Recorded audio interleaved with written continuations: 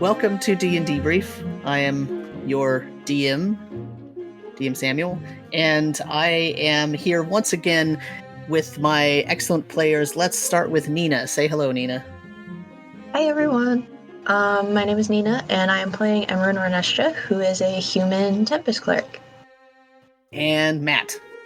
Hello, I'm Matt. I'm playing Konos Lendeth, the Sea Elf Warlock. And Karu. Hi, I'm Karu, and I am playing Marcel Petit Diableron, who is a gender-fluid Lutrinian sorcerer. And David. Hi, I'm playing Axley Tillingquest, Halfling Bard. Excellent. And last session, who wants to recap? Oh boy. We did a lot of reading. We are still stuck in the library. 15 years have passed outside. We turned a skeleton into a professor. Yes, you did turn a skeleton into a professor. That's true. True. I'm looking forward to seeing that professor today. We did come up with a bunch of we found a bunch of maps of old-timey ye old world map. Discovered that, whatever happened with the sinking, it wasn't just a sinking or a flooding. It was something a lot weirder because mountain ranges have disappeared. Places that were like coastal are still up. Well, not coastal, but I don't know if Lake Calrot was probably higher than coast, but still. Weird shit's gone on in this world. We also finished figuring out what the Book of Proof said we had to do to save the world. And we were given a lot of information about that, and I'll admit it all kind of went over my head. But apparently we have something, the start of a plan. Something.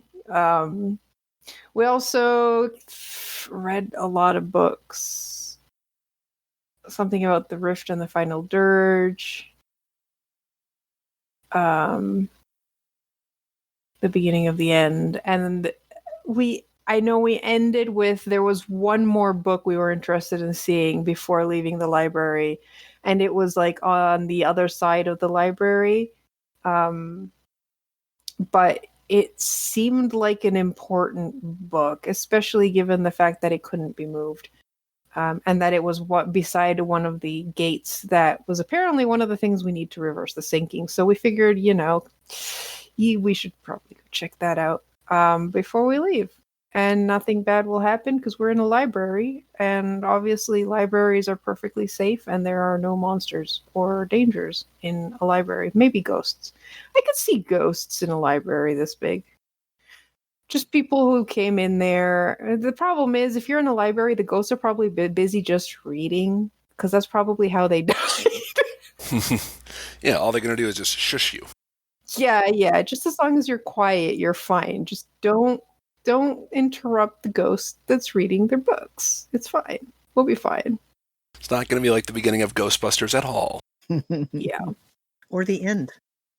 And the other way we can reverse the sinking is just go back into the past and prevent Cornelius from killing Batet. But I think we decided that changing the timeline was probably not a good thing, even if we could find a way to go back.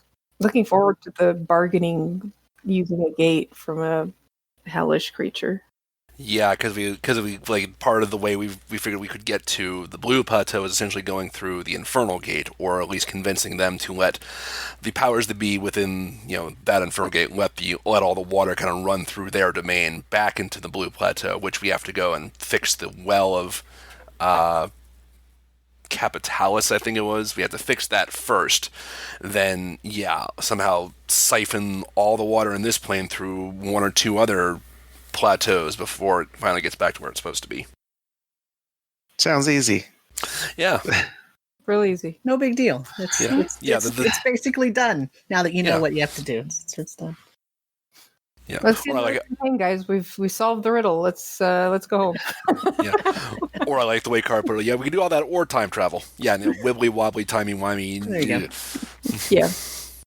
Then there's all the nagging question of, did we save just one timeline with that? Or all time? I mean, to Oh, be my fair, head. we're always ever going to solve one timeline. There's no changing that. If we don't time travel, we're just saving our timeline anyways. And remember, though, that time is not a linear. Yeah, Time there's that feels too. linear to you, but in the grand scheme of the universe, it is not linear to Yeah. other beings. So, anybody else have anything to add? I think Emran's mother, we kind of closed out with Emran's mother deciding she was going to make a visit to the library looking up some of her own things. And she was heading to the ossuary, I believe. Oh, that's right. With Blacksley, I believe, right? He's there too. Mm-hmm. Yeah. Okay, so let me remind you of some facts just to have them fresh in your mind, because theoretically they just happened like 2 seconds ago to your character. So Axley thinks that, and Marcel agrees, and well, okay, basically everybody agreed that Laralac must be a pseudonym, and there must be a motive for the sinking, and that probably Shemasa Hasit is using Laralac to gain souls to get power by promising Laralac some kind of eternal reward of some sort. That's kind of the thought on Laralac and Shemasa Hasit and how they're related.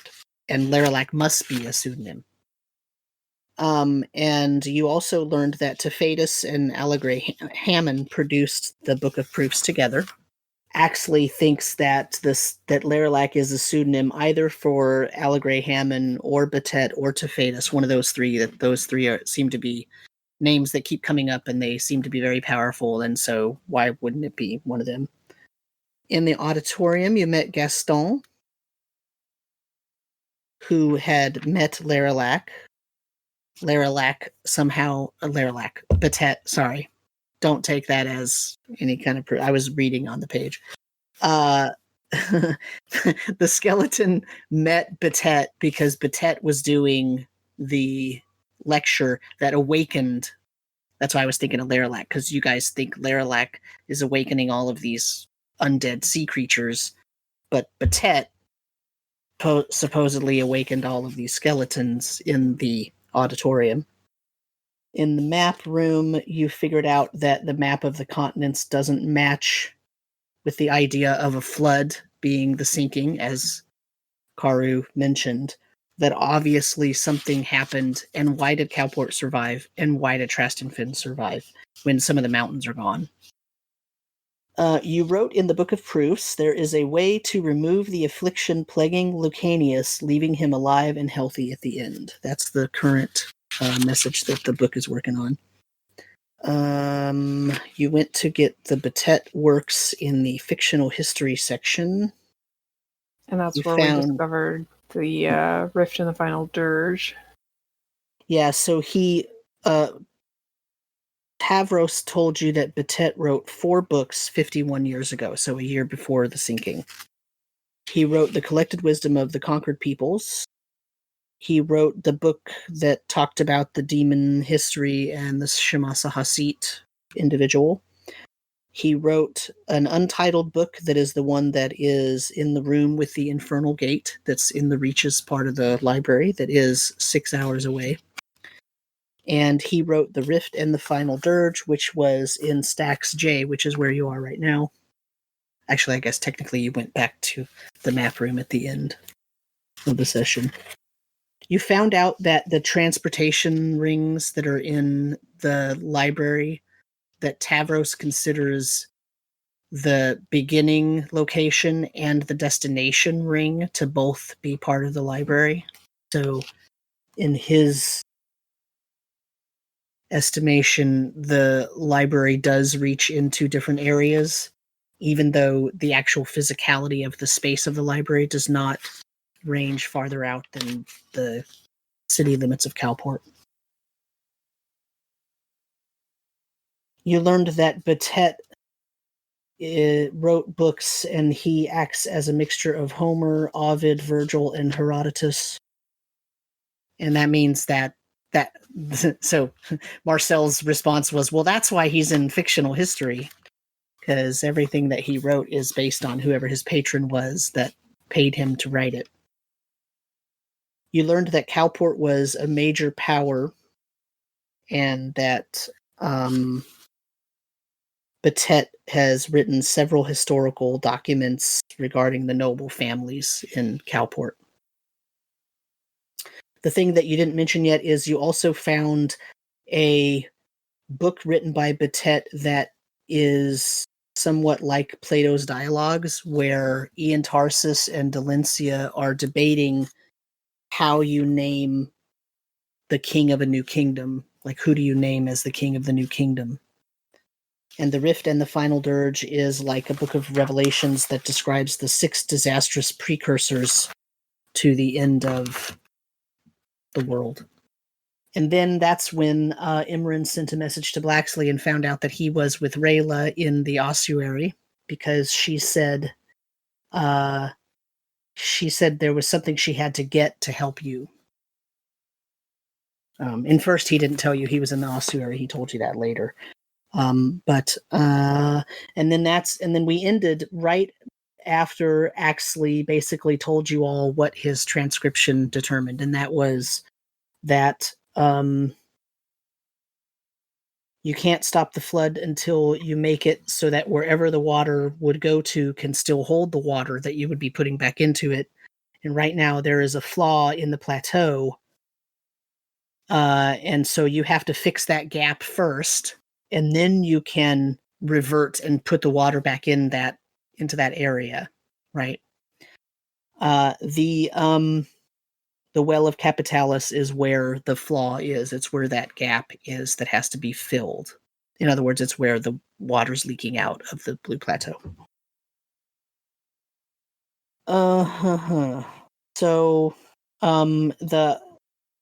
to fix the flaw, then that means you've closed that passageway. So you have to find a way back to your plateau and then open a passageway that will allow you to take the stuff that had been drained out of the Blue Plateau and put it back into where it's supposed to go. But to do that, you need to use an infernal gate. And to use that infernal gate, you either have to bargain for the rights to it or steal the rights to move the material through that gate. Because the Blue Plateau, the Threefold Lake, and the Common Plateau, all three are involved, you can't just reverse the process. You have to do it in that order. You have to fix the hole first, fix the flaw first. Other than if you want to do the thing that the book presumed mortals cannot directly do, and that was to go back and stop Cornelius from killing Batet. So most of it. It was a long session with a lot of information. Yeah. And we don't even know where this Well of Capitalis is. So if we can get to the Blue Plateau, and I think one of the sides on that cubic travel device we have goes there, we could use our locator rod, say, okay, point us towards the Well of Capitalis and follow that. Then how do we close the gate? That's... Just stick your finger in it. At a time. I mean, if it is what I think it is, then sticking a certain piece of coral in it might do it. Mm-hmm. If it is what I think it is. Yeah, I think we've been operating with the idea that your coral has to do with that, and that we already have the thing to plug it. We could be very wrong. It would be really awkward to get there and find that out, but. Like showing up to a party and you're wearing a costume and nobody else is. Yeah. Everyone else has got tuxedos on. Like, oops, wrong party. So you may not know exactly where everything is, but you know that the Soul Spire spans. So the top of the Soul Spire is in the White Plateau, and the bottom of the Soul Spire is in the Red Plateau.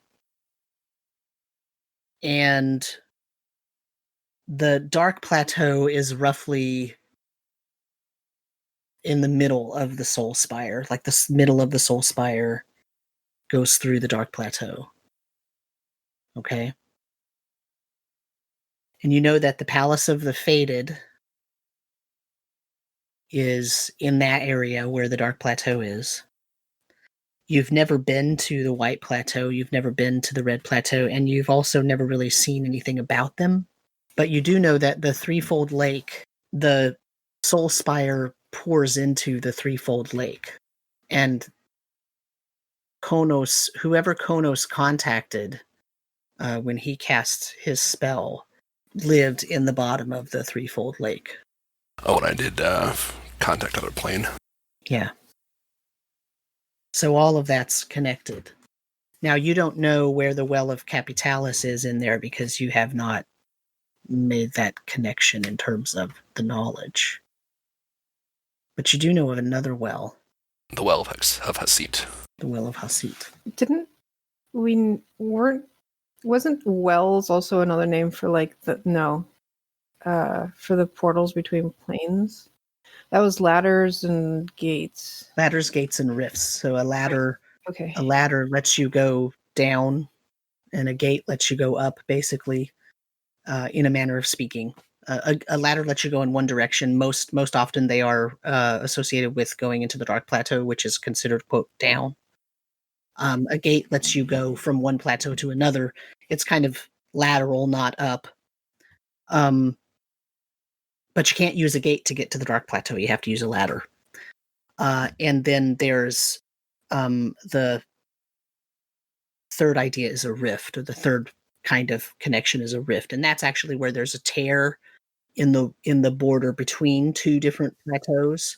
And so that tear in the border opens up a gap between those two plateaus so that it ends up being a passageway if you use it as one, but it's extremely unpredictable and very dangerous. And remember that the book that the translation that Axley was doing, one of the reasons why it was difficult to try to make it understandable was that translation said that the Blue Plateau has a rift in it, and that's what needs to be fixed, right?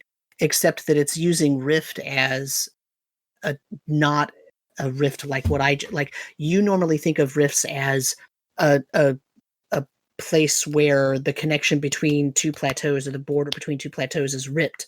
And so that actually causes all kinds of problems there, and it's very unstable because the different elements from the one plateau leads to another plateau or can drip into another plateau. But the transcription that Axley did of what the Book of Proofs said is using a rift more in terms of a flaw, not a passageway. Whereas a gate and a ladder and a rift could all be considered passageways. The way that the book was using the word rift was as a flaw, as a hole, as a gap, not as a passageway. So it created some confusion. So the question is, what would you like to do next? I think we're trying to find your mom, right? First and foremost, try to... Probably at some point, yeah. Yeah, I mean, we were talking about how it's probably not a good place to just, get split up in or get lost in. No, definitely not. I guess the main question we have now is, do we go to the ossuary first, or do we go check out the book and the rift and the gate? That's 6 hours away. Also, do we just do this, or do we want to leave the library and check out how long it's been outside? And because 6 hours is a lot. I don't know how long we've been in here already, but it's probably been at least a couple of hours. We've done a lot of reading, so yeah.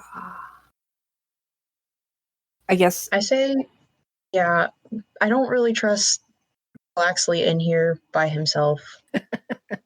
So let's find them at least, and then take a minute to process what we've already learned, and then maybe we can come back and look at the other book. But I feel like we should at least check and make sure it hasn't been like a full day. And if they just got in here themselves, they could tell us, Right, more about yeah. what's going on outside. so. To the ossuary. Sure. Sounds like it. How about Do you know where the ossuary is? No, but I believe we had what's his name with us? because he was going to lead us. Tavros? Tavros was with us because he was going to lead us to the book that couldn't be moved. Okay. And if he wasn't there immediately, then we'll just call him and ask him about how to get to the ossuary. Or, I feel like given he's a ghost and seems to have nothing better to do, we might just ask him to guide us instead of taking directions, because last time the directions weren't exactly up to date. Yeah, he You hadn't don't been think aware so? that parts of the place had submerged or collapsed, right? There was some things missing that he said we were supposed to pass, so Are you going to mention to him that his directions were out of date? nah.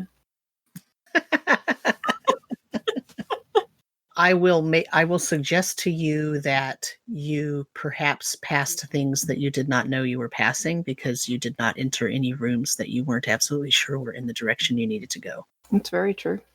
It's just, when they say you're going to pass in Beehive, you expect to hear like bees or something when we didn't. So our expectations were foiled, and therefore Beehive clearly doesn't exist.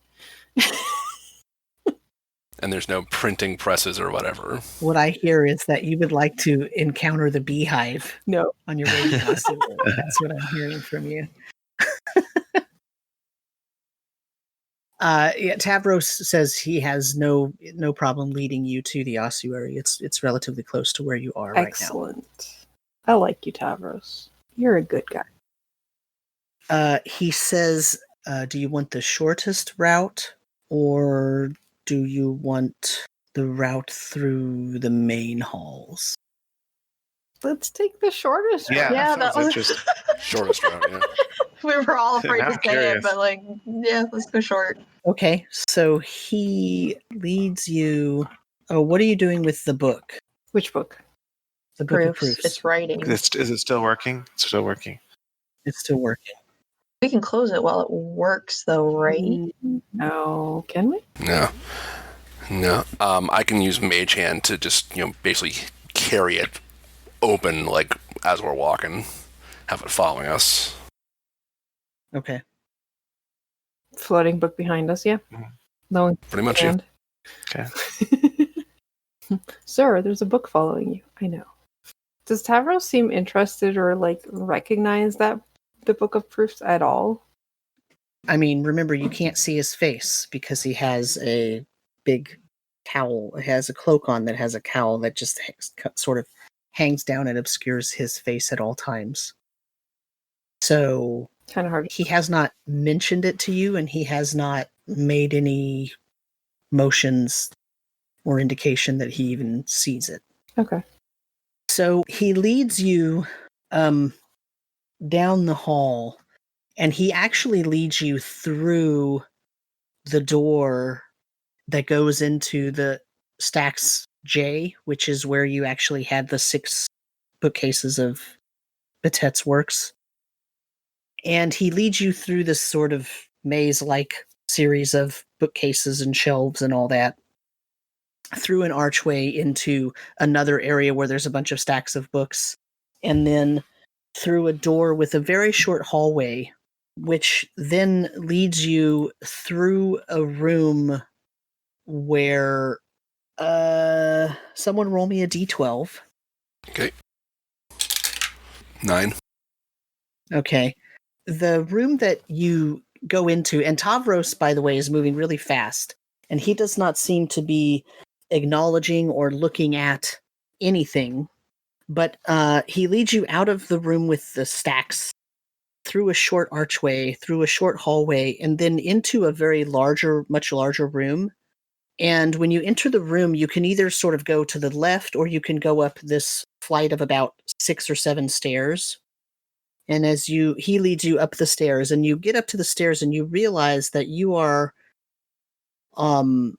in a large room that has chairs on each side. It's rectangular, and there are chairs on each side in a sort of amphitheater style. So, there's a row of chairs, and there's chairs above it, and then there's chairs above it, and then there's chairs above it. And And that's the same on the east and the western walls. But in the middle, down at the bottom, there's a little stage. And on the stage is a surgical table. And on the surgical table is a very large spider that is being dissected by a humanoid-shaped creature. You can't really see that they're kind of in all scrubs. And the person doing the dissection is talking through everything that's happening, talking about the carapace and the thickness of the carapace and how to determine whether there's blood vessels investing the carapace or only investing the parts of the flesh under the carapace, and all of this sort of thing, right? And you notice that sitting in some of the chairs in this amphitheater, in the surgical amphitheater, think of this like if you've ever seen like a medical school show where at some point they go in and they're surgeons and they're actually performing surgery in the amphitheater and there's people watching, right? Medical students are watching. That's kind of what's happening here, except it's a giant spider that's being dissected, and it's not alive, so they're not doing surgery. It's actually dead, but the person, whoever's doing the dissection, is talking through what they're doing. And there's about 40 skeletons sitting in the chairs watching the dissection silently. And Tavros leads you up the stairs so that you're sort of at the top and you're looking down at the heads of these 40 skeletons that are watching. And he leads you through that. You go downstairs on the other side when you get all the way down the rectangular portion of the room, and then out an archway. I have a question. Are the Yes. skeletons just sitting there, or is there movement within the crowd? They're just sitting there. So they just died watching kind of situation here? Probably, maybe. Are you going to stop and try to find out, or are you going to keep following Tavros? Just like glancing over, seeing if there's any movement. You can roll a medicine check. Medicine check. I guess it's true what they say. You never do stop learning. No. Well, that was better than a 1. However, that was a 6. You can't tell really how long they've been there or if they just kind of died in their seats. I mean, they're not desiccated mummies. So they're like dry bone skeletons. Okay. That's kind of all you can tell, unless you stop and do more investigation. This guy's moving pretty fast, and I already have a walking speed of 25, so I'll just keep And going. Imran's like this. Yeah, blinders on. Doing tunnel vision.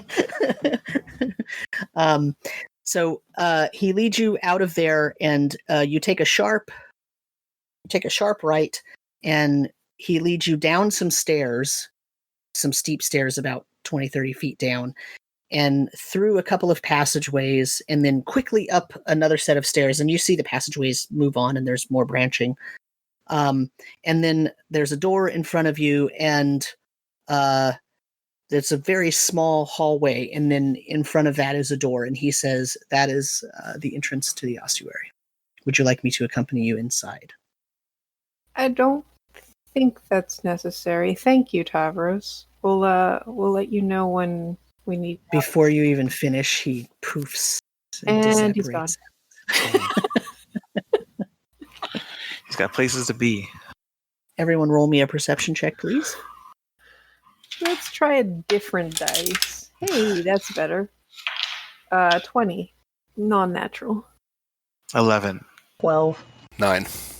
Marcel, you hear from beyond the door, you hear a sound that sounds something hollow tapping on something else hollow. Okay. And it's not in a pattern. It's more like groups or bursts of tapping, and then a silence for a moment, and then tapping in a different kind of pattern. So like someone looking for a false wall would like tap tap tap in one place and then tap tap tap in another? Roll me an intelligence check. Oh, I'm great at those. It's 12 plus 1, 13. Yeah, you can't really tell what it is. It sounds. It does. It's not methodical. Like what you're Okay. describing would be somebody methodically like tap Tap tap tap. Yeah. So tap tap. It's not so like it's not that at all. just that there's like there's no rhythm at all in any point in the sequence. Right. Okay. Okay, well, either someone's dancing in there and doesn't know how to dance, or something's tapping. Yeah, tapping. Probably nothing. Maybe. Does it sound like a bunch of skeletons just walking around or anything like that? There would be more rhythm to walking around than this. Okay. But something hollow tapping against something hollow? Maybe it's Blacksley tapping his head against a box.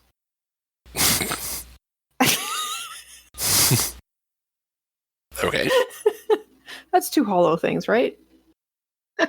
Ooh. Ouch. That's a theory. Shall we? Sure. After you, Amarin. Yeah, sure thing. I have to keep up my streak of not taking any damage. You walk into the room, you open the door, and what you see is immediately, Imran, you see your mother in the corner. The room is roughly rectangular, although there's a bit of hallway that sort of juts into it and forms a door, so it's kind of almost L-shaped, like a fat L. But you see your mother in the corner, standing in front of a glass-fronted display case that she has opened, and she is looking through a pile of stuff on the shelves, and every once in a while just pushing some things around.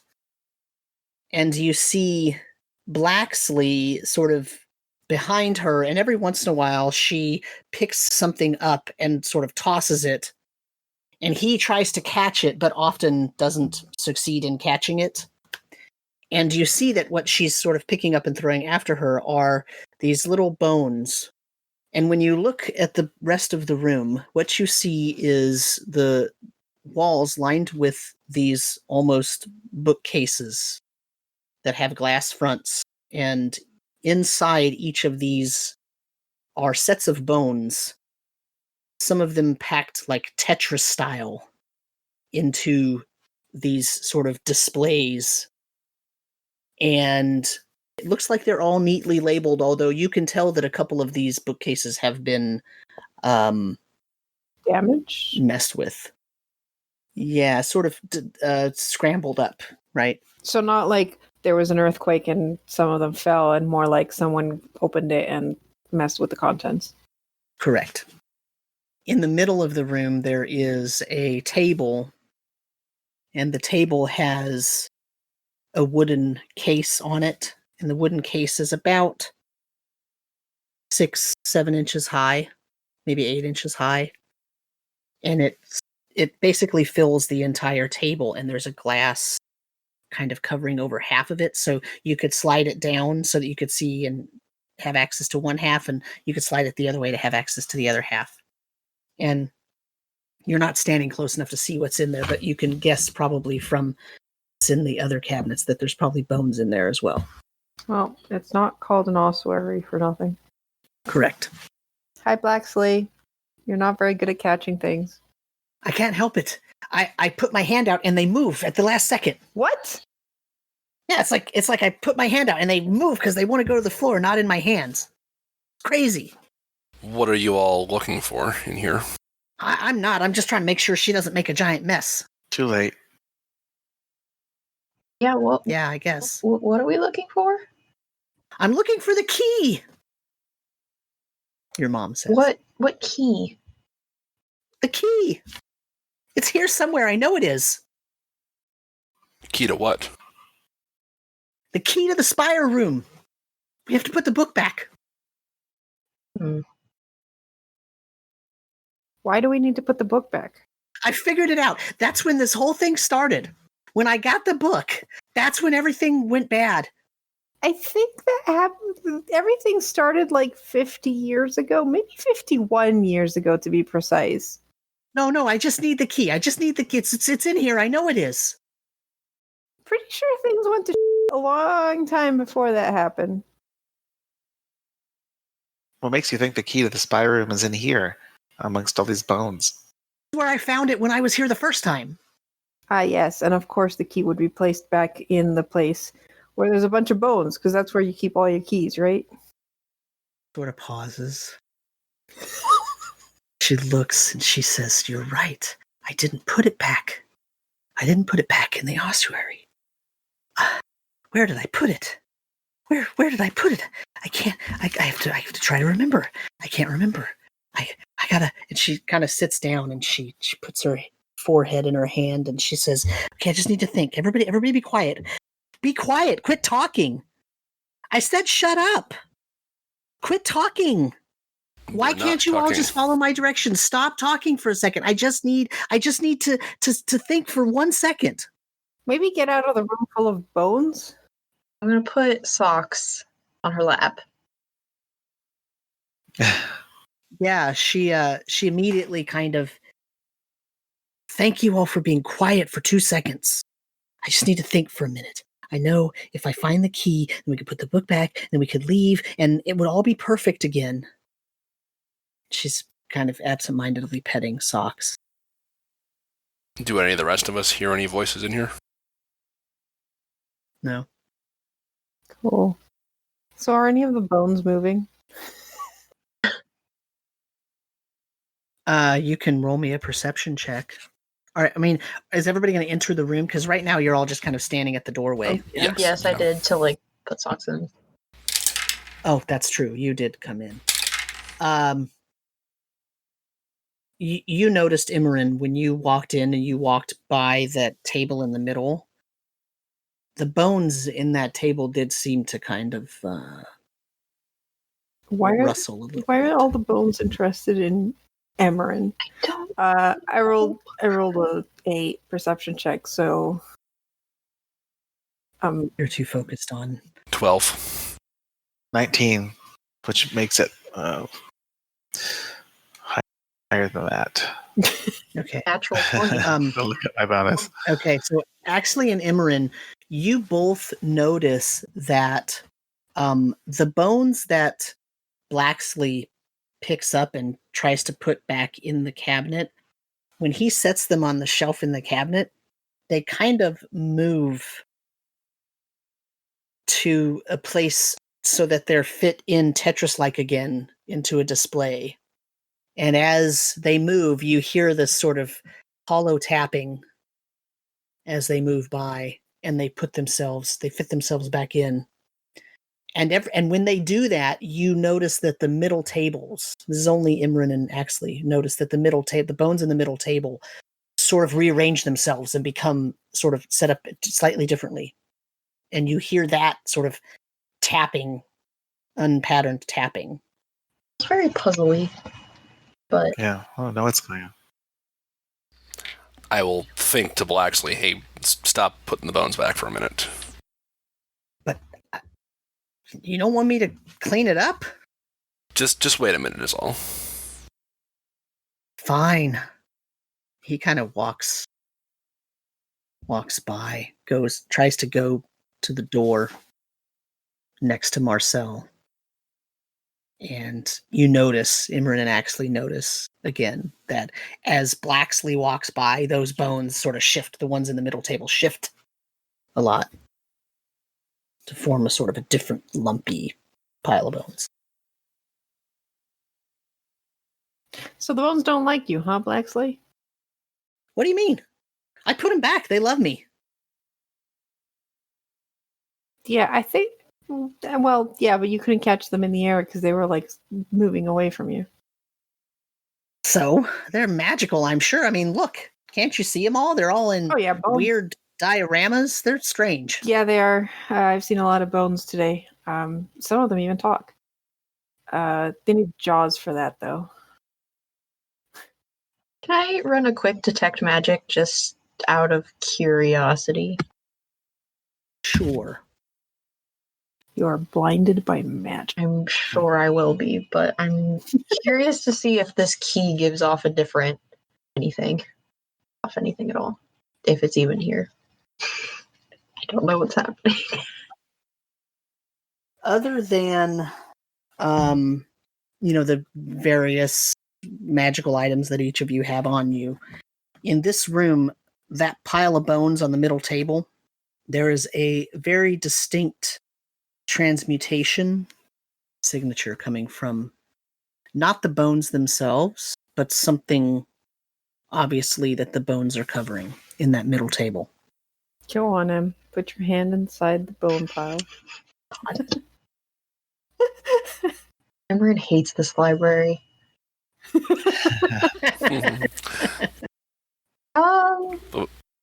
Thought we traveled so far to get here. I know.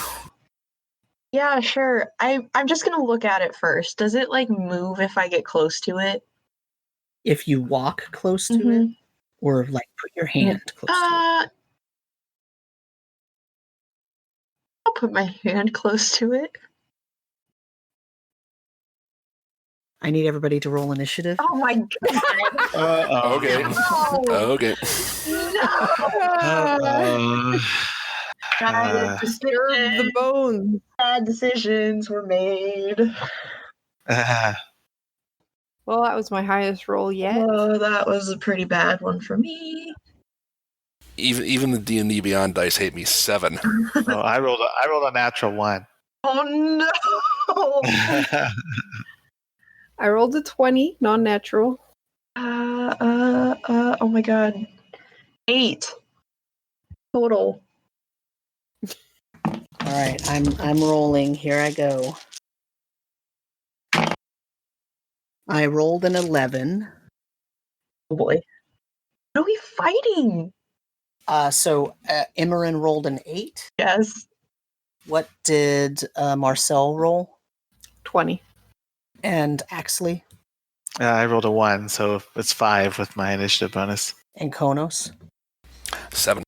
All right, so as Imran puts her hand close to this pile of bones, the pile of bones forms together, a bunch of the little bone pieces in it form together and reach out and grab her hand. This is the surprise round. And I roll a natural 20. God. Ooh, they do not like you. Oh, they're mad. Um, They are angry. I am regretting my life choices. you take 19 damage. Okay. my goodness. Ow.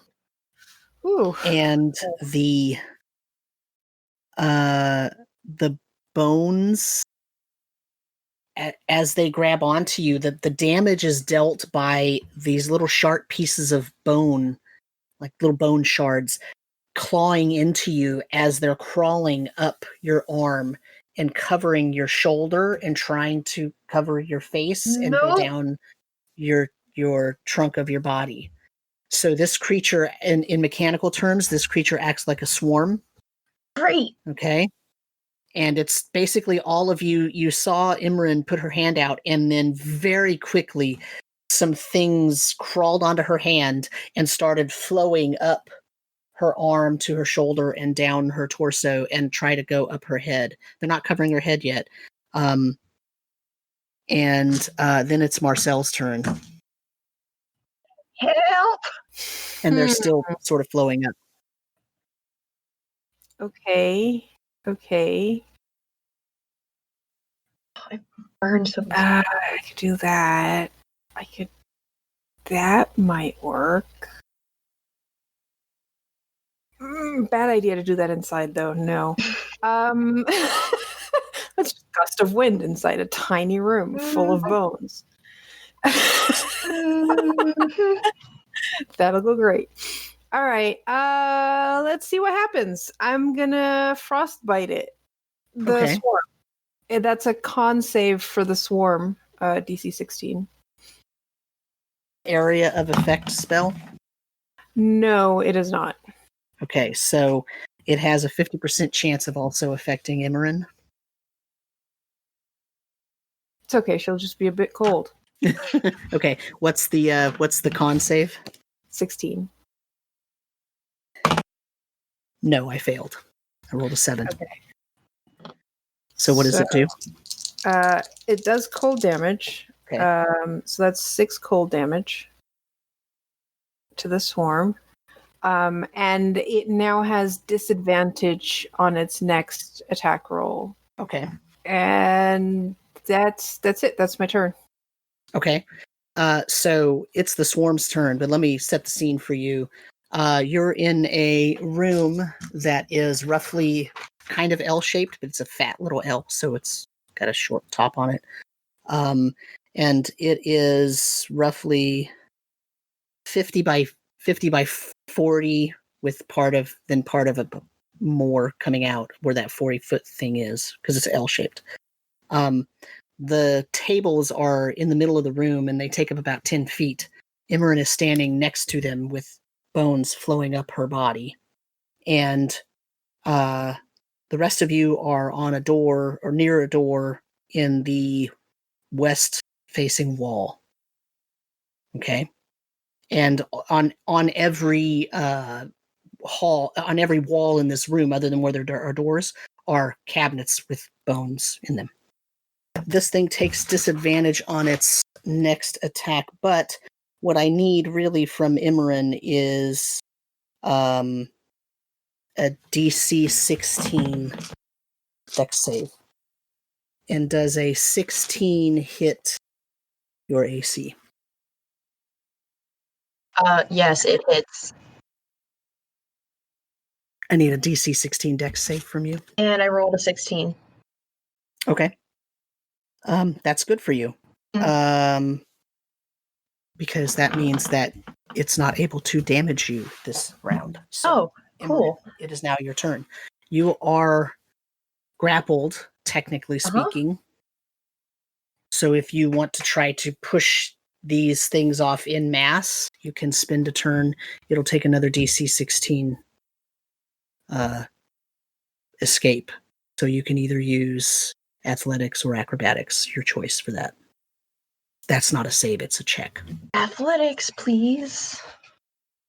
Yeah, I definitely want to try and get away. Nope. That's a 3. You could not, you were unable to get it. Now the good news there is it doesn't envelop any more of you. It's kind of stuck where it was, but it's still on you, which means that anything has a 50% chance. Anything they do that's not an area of effect has a 50% chance of hitting you as well. Mm-hmm. Do you want to do anything else? You can move, but it'll move with you because it's on you. It's technically occupying your space. No, I think I'm okay where I'm at. Okay. I'm just like frantically shaking my arms trying to get these things off of me. Konos? Okay, do I see any way of closing this cabinet or whatever that all this bone swarm is coming out of? So this cabinet that was in the middle has only a half door, so when you can slide the door closed, but so that opens the one side, and if you slide it closed, it opens the other side. Got it. So there's no way to completely close it. Nope. Okay. But you want to roll me a perception check. This is not your turn, not part of your turn. I mean, you're not expending an action, but since you're sort of glancing at that, trying to figure out what to do. Sure. Wow. With advantage, that's a 6. Okay. Yeah. So you just all you see is that the door. You can't close the thing all the way. You're either closing one half or the other, but this swarm of bones could easily just crawl through the other side. Okay. How far away am I from Imran at this point? Probably 30 feet. If that, I mean. Okay. Yeah, nothing I have is really going to be very good against swarms. So let's try this. I want to cast telekinesis, and I want to just pull Imran away from, physically pull her away from all the bone pile, so she's not being, okay, grabbed by all this anymore. Let me check that. And hopefully she doesn't bring any of it with her. It's like, hang on, I'm getting you out of there. Yoink.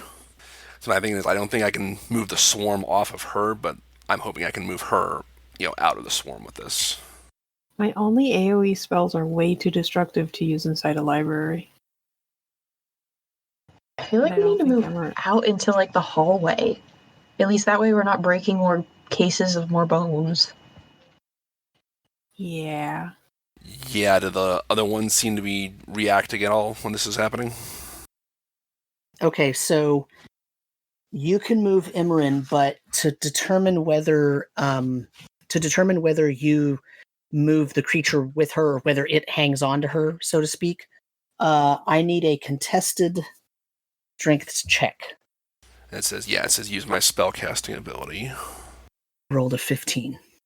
I mean, 10. altogether. 10. Okay, so you move Imran. Where are you moving her to? Uh-oh.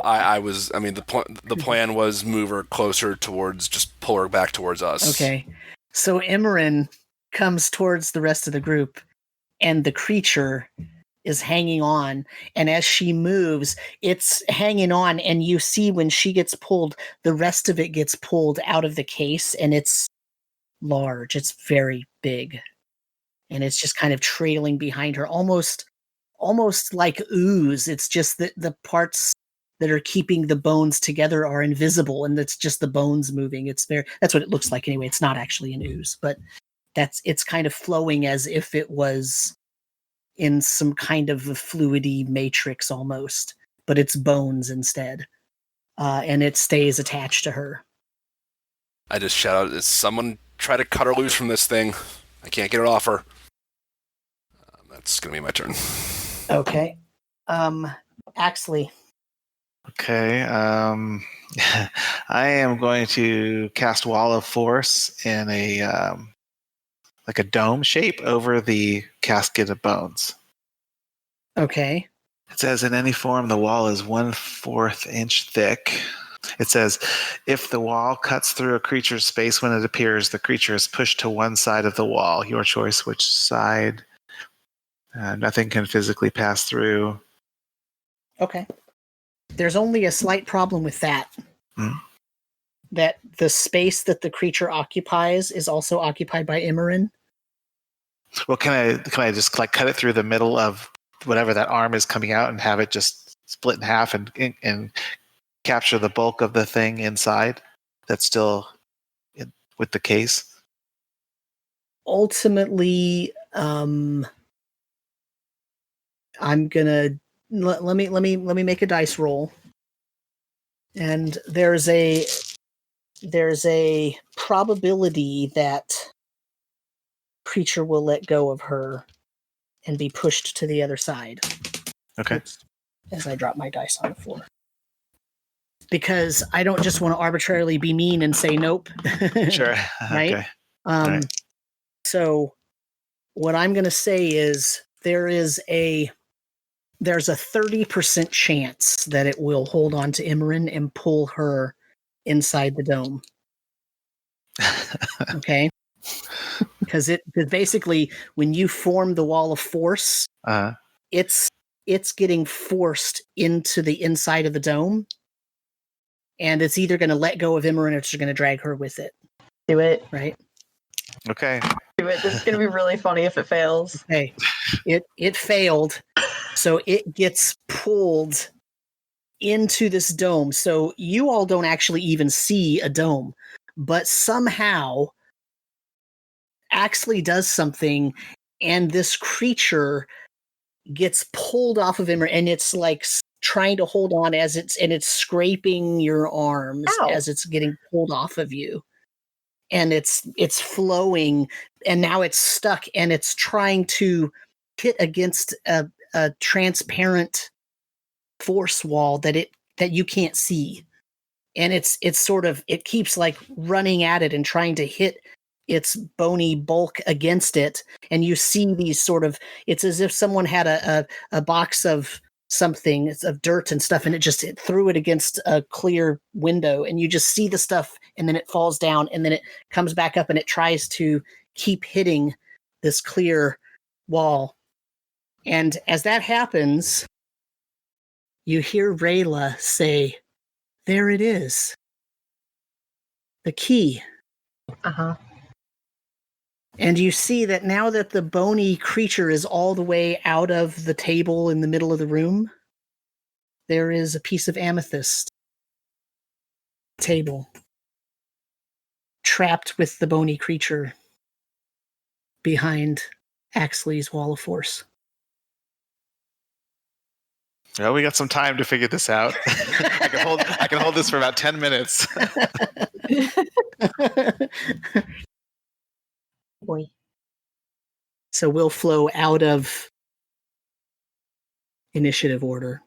Okay. And you For can 10 do for 10 minutes, and you can do what you want to do. We might just have to destroy the pile of bone. Do Wait. we? What if we just leave? Yeah, but that's an amethyst. And if that's the key. We have, don't we? I brought some.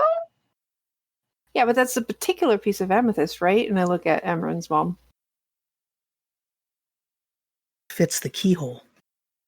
See, it has to be a particular piece of amethyst. It's in like the bones that are like thrashing about. Can't you do your like magic thing and destroy them? So those bones were on a table, right? Mhm.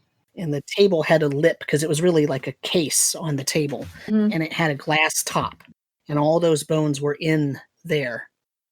And the magic signature that you felt when you cast Detect Magic was under that pile of bones. Mm-hmm.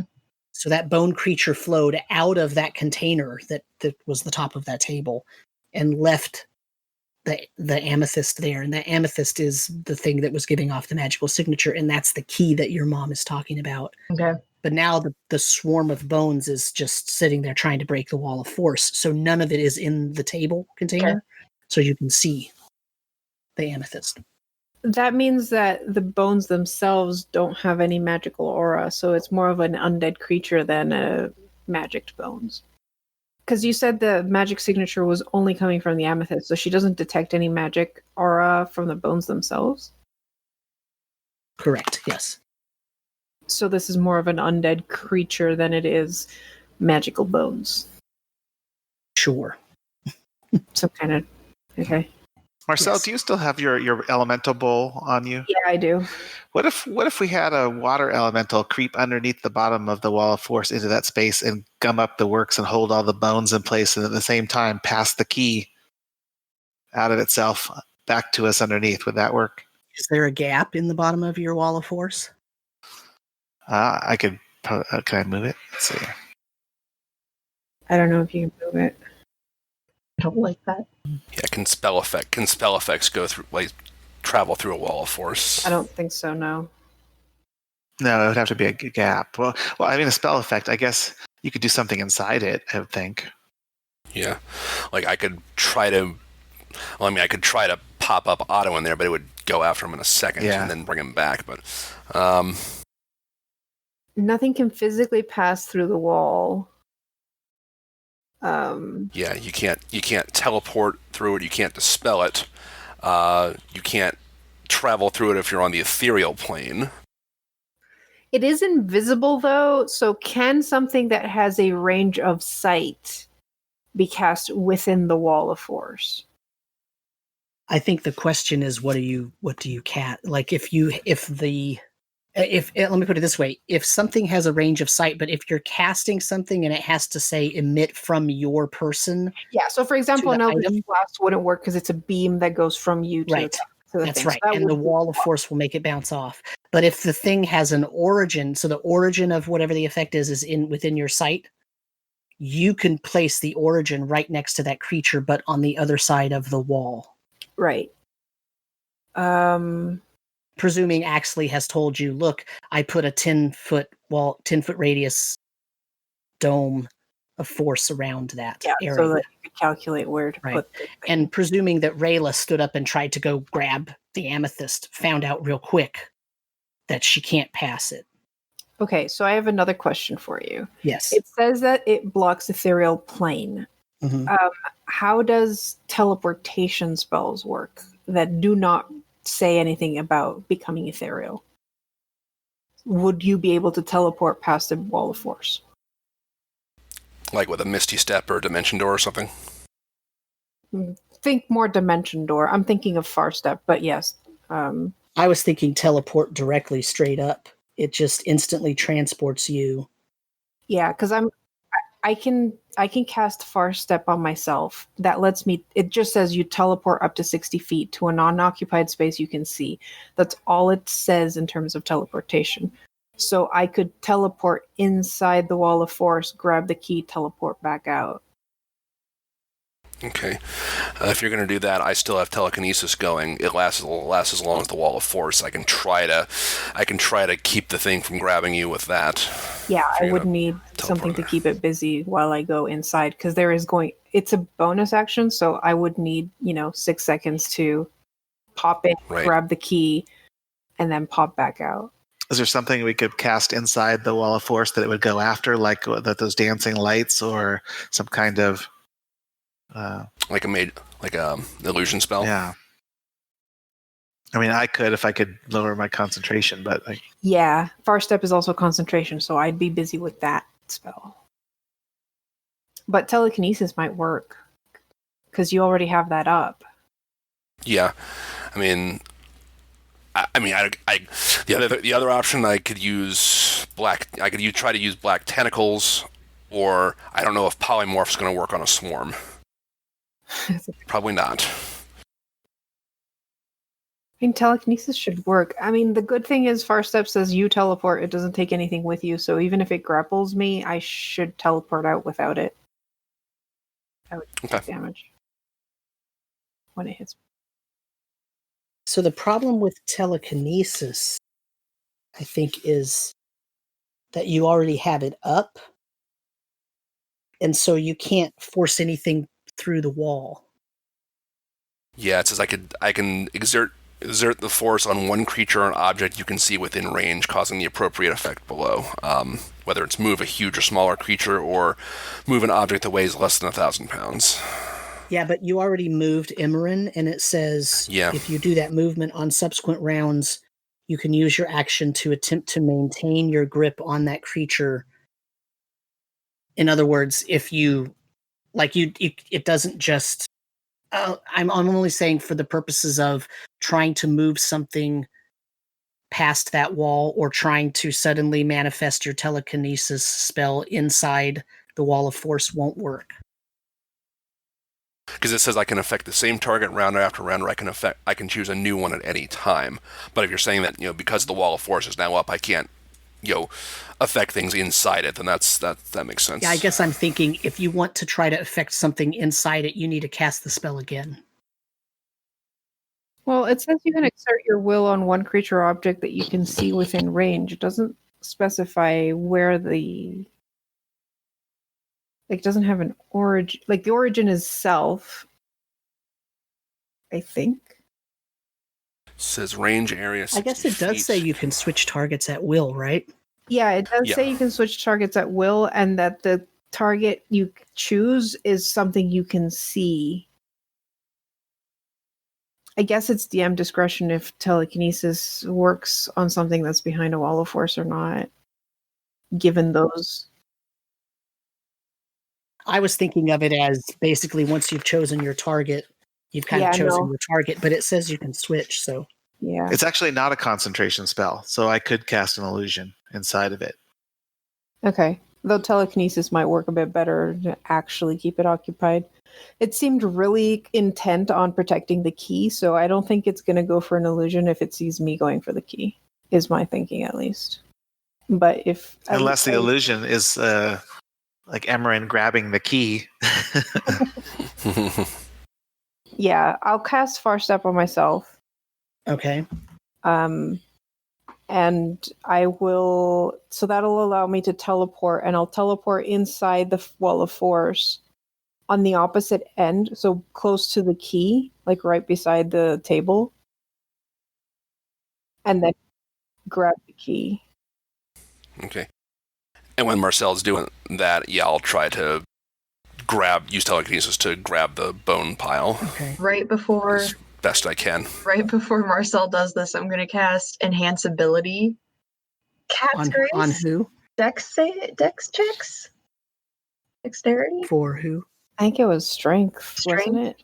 I mean, to Yeah. grab it, because you might need. I mean, I'm gonna have a turn in there anyways. Yeah, well, I'll give you a bardic inspiration die too. Okay. I mean, At least I can. should I go strength? I think you should go strength. Okay, I'll give you strength then. So advantage on strength checks. Yep. Okay. I'll cast Mage Armor on you if you don't have it up already. Yeah, I definitely don't. We're going to No, a you didn't. library. Why would I cast major myself? Okay. So let me get this straight. So Marcel, Konos has just cast Mage Armor on Marcel. Mm-hmm. Imran cast. What did you cast on? Enhance ability. Enhance ability. And Axley I'm just performing bardic inspiration. did a Bardic Inspiration. Okay. Yeah. And Marcel, you're then, after all that's cast on you, and you wait 6 seconds, I'm then casting. Well, you're going I guess on the same turn after they all go, I just cast Far Step. Well, I'm saying not on the same turn because Konos needs to cast Oh, right. To choose change his telekinesis, right? Yeah. Yeah. So then on the next turn, I cast Far Step and teleport into the. Because she can do that like for 10 rounds. And then you're gonna cast. You're gonna cast that. Hop in there. Grab Is that it. that's an action for you. So It's a then on your bonus next turn, it's a No, bonus action. So then you can use your movement to grab the thing, Mhm. and then on your next then I have turn, to you're wait bonus for it. actioning out. Yeah. Okay. And Konos, you're telekinesising the bones to try to make them move away from Marcel. Yeah, to like just grab them and keep them from attacking Marcel. Okay, I need a contested strength check then.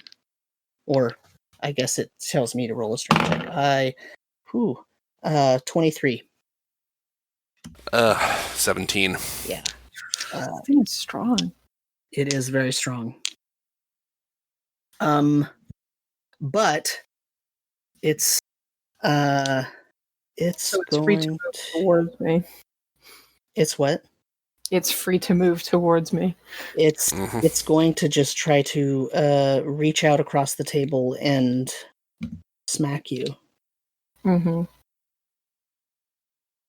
20 hits your AC, right? Absolutely.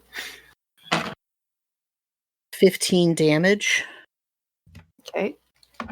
and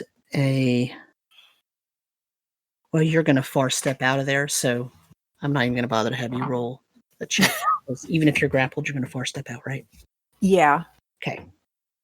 And Far Step doesn't take any creatures with me, so. Right. Bye. Okay, so you're out of there. I'm like, out, bye. Got the key. Let's go. It scratched up your arms just like it scratched up Imran's.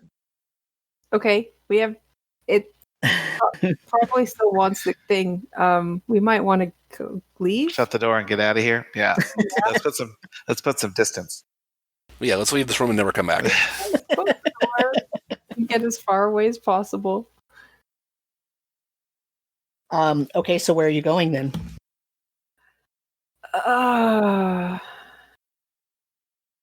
Well, where's this key supposed to open? Spire room, right? Are we going there now?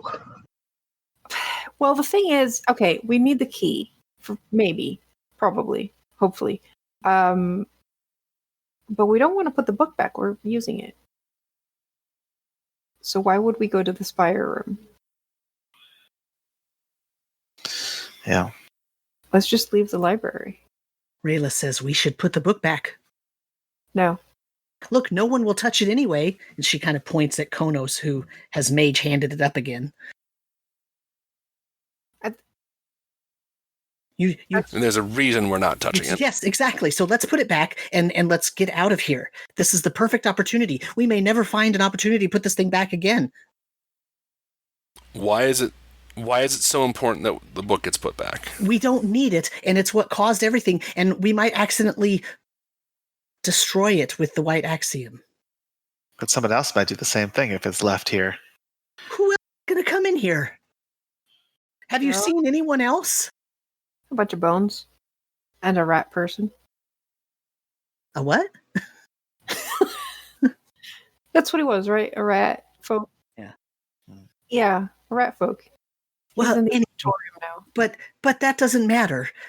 If we put the Book of Proofs back, maybe it'll just reset everything, and we won't need to do anything else, and we can go off and not have to worry about that book. It's how he found me. If we have to stop him, it's not going to stop the sinking. The sinking already happened. It's not going to stop his undead armies. The undead armies are already Yeah. alive. But he I can think- find us if we have the book. So he can find us if he attacks Calport. We're already in Calport.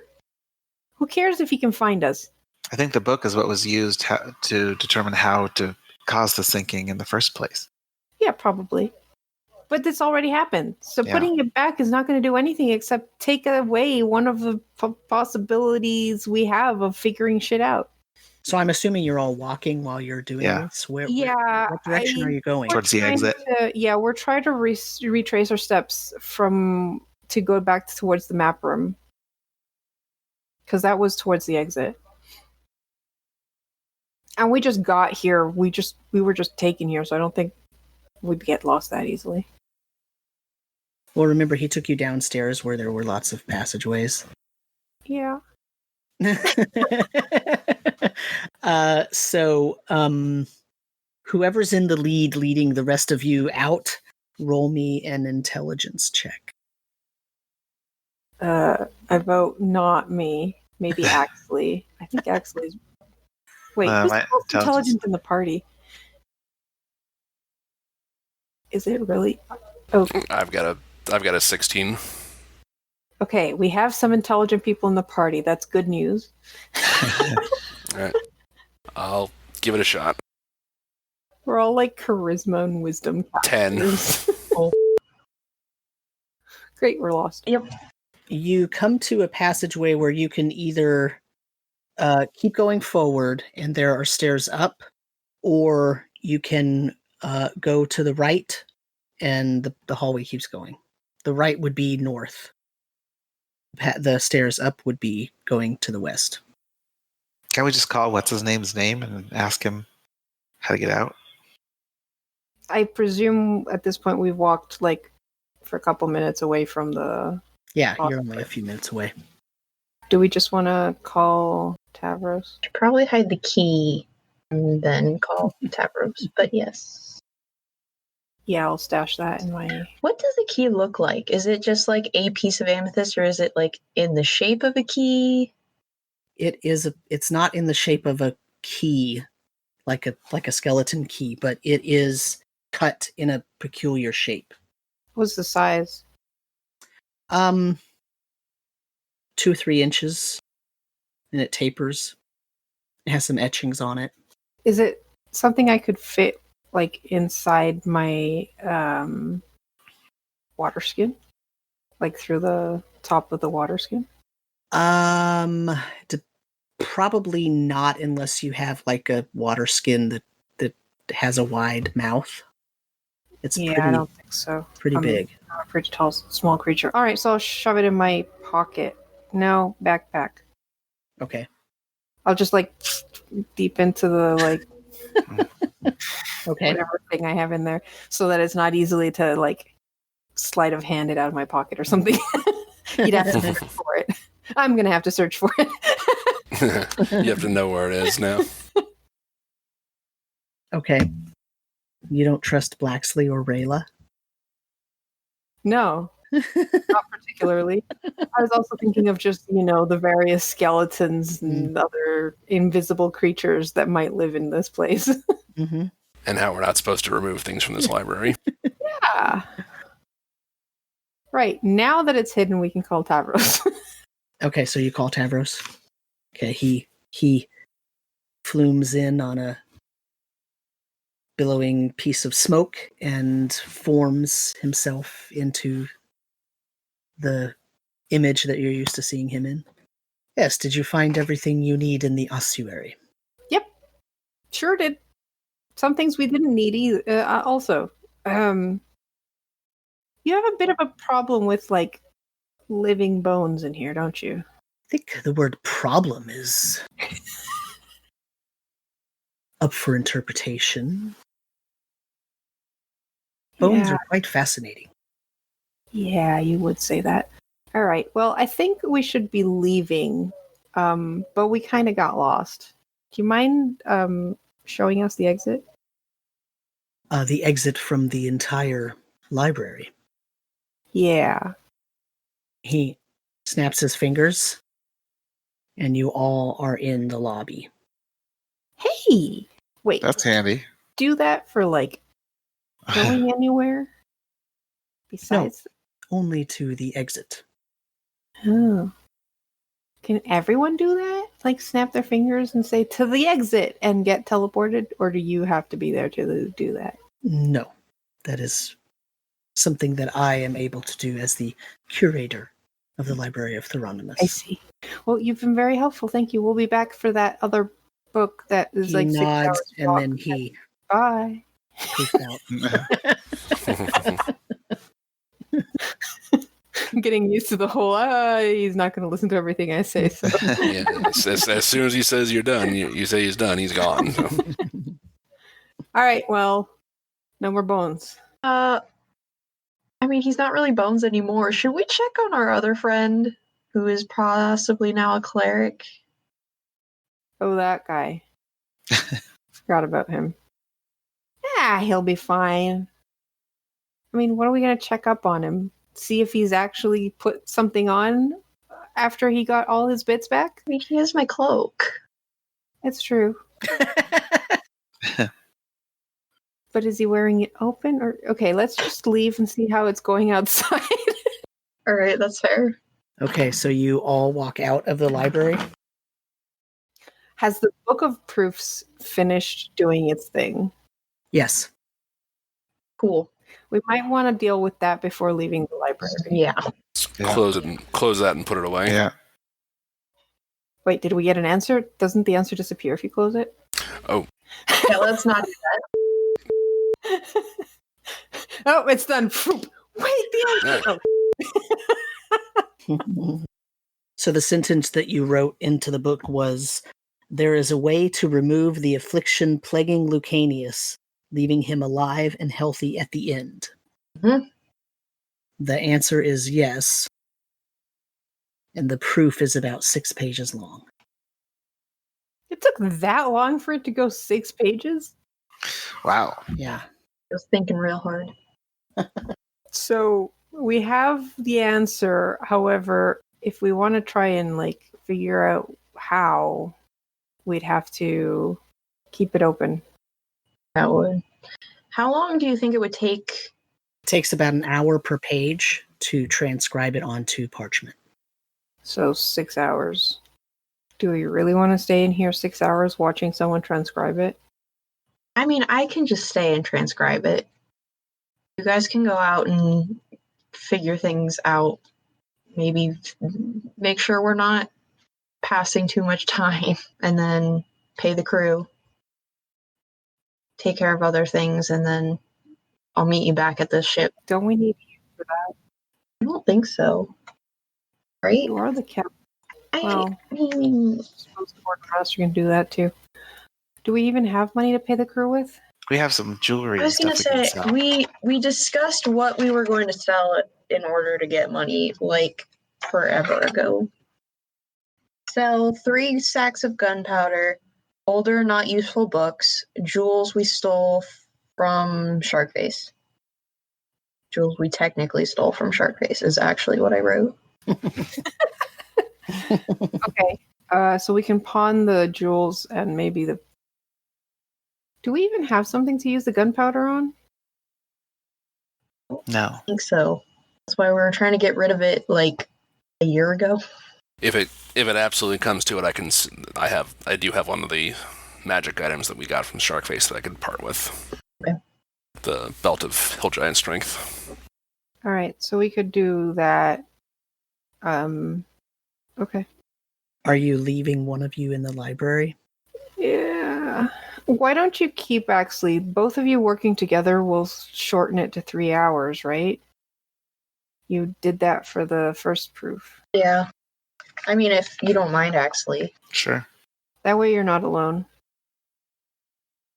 Are you going And to stay in the lobby, or are you going to go back to like the map room or something? No, we'll just stay in the lobby.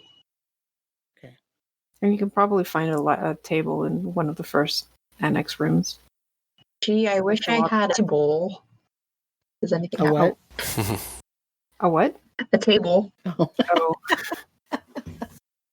A table pops up. Yes. We're I fine. need some chairs too. Yeah. Some comfortable writing chairs. If you ask for those, they will show up. There you go. All right. Okay. So Axley and Emran will stay transcribing pages. Transcribing the proof for the most recent. This is a true statement. Okay. Yeah. I said it says yes. It doesn't actually say yes. It says this is a true statement. You know, that's how it always words it, right?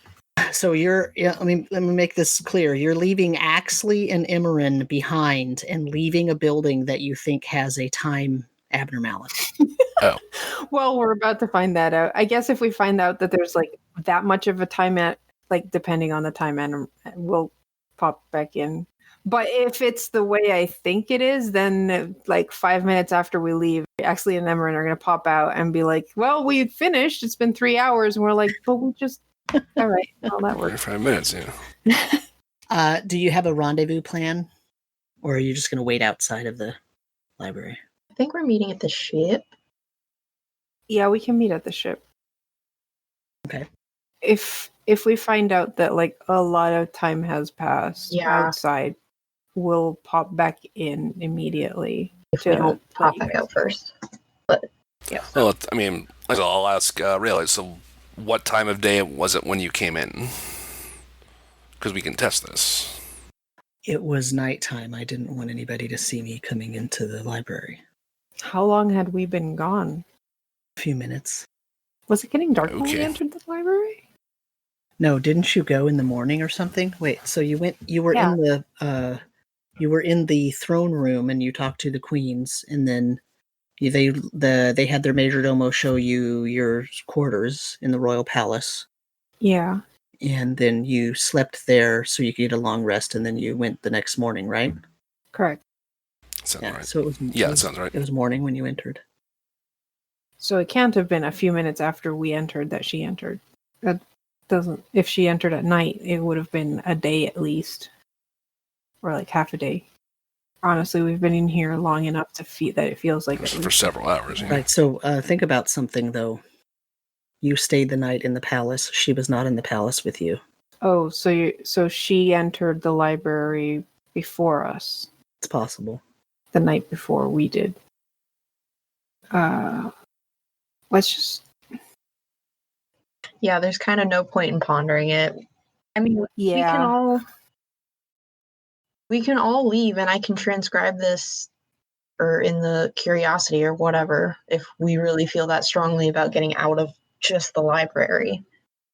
Okay, how are we transporting the book through most of the city without closing it? Because I don't think we want to parade a book with Mage Hand open through the whole book place. You can't. It's against the law. I mean, yeah, I can just carry it. Yeah, I mean, but you could, but it's against the law, so you would likely be questioned. Remember, no casting in public. yeah, no, but carrying it is Just not like physically? passing. Yeah, just Oh, I thought you meant with mage hand still. No, but I can just No. carry it. we'd have to put a cloak, wrap a cloak over the open book, so that. Because my concern is I don't want people seeing us toting around a book, especially leaving the library, because even though technically we brought it into the library, it still might look bad us leaving the library with a book. And also I don't want anyone to recognize the book of proofs. So maybe at the very least wrap it in a thing, in a cloak and carry it. Maybe you can carry it like a baby. This is just my baby. It's not a book I'm carrying inside a cloth. It's just the baby. Do you think, Axley? Well, I mean, you can't just put a bookmark in it, right? It's not that it has to be wide open. No one's ever tried. Yeah, we haven't really experimented with it, and I don't really.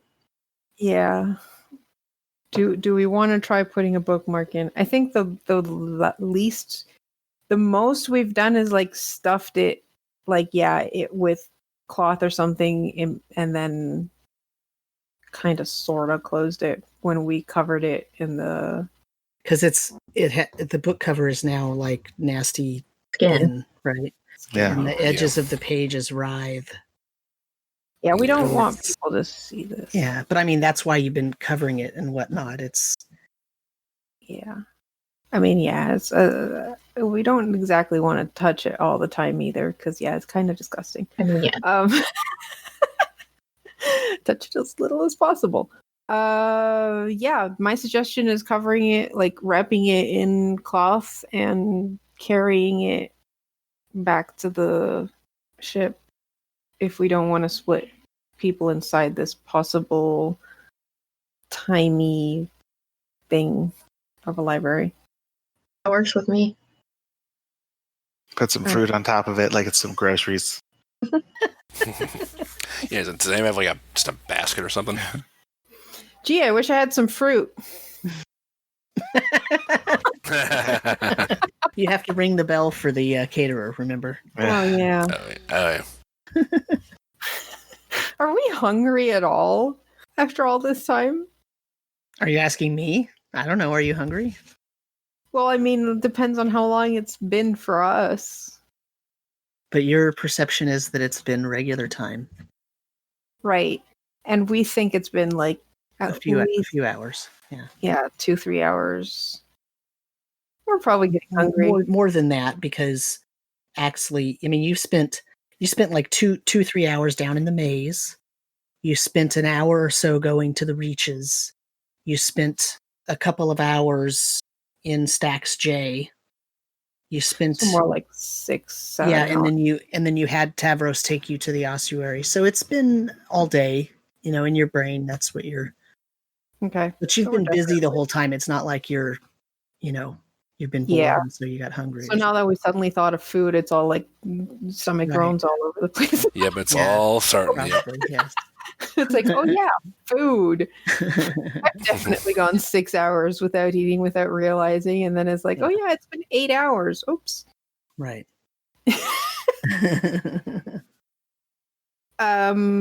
Yeah, so we can either eat here for free or we can go out and get some food at our ship. But I think the consensus is we've spent enough time in here and we want to see exactly how much time has passed outside. So And we're all leaving together. yeah, so we'll wrap the book in a cloak and carry it with us. Like wrap it open, and Okay. that way no one can see it, and we leave the library. Imran does not have a cloak anymore. No. Whose cloak are you using to wrap the book? I can use the robe of eyes that I've got, but I'll put it so the eyes aren't looking at it. Is that like adding a bag of holding to a portable hole? I hope not. Too bad. Mm, You're putting a robe of eyes over something that contains ethereal space. Do we not have any other? I probably have a normal cloak, I would think. I Someone think a has to bard would clothing. have a cloak.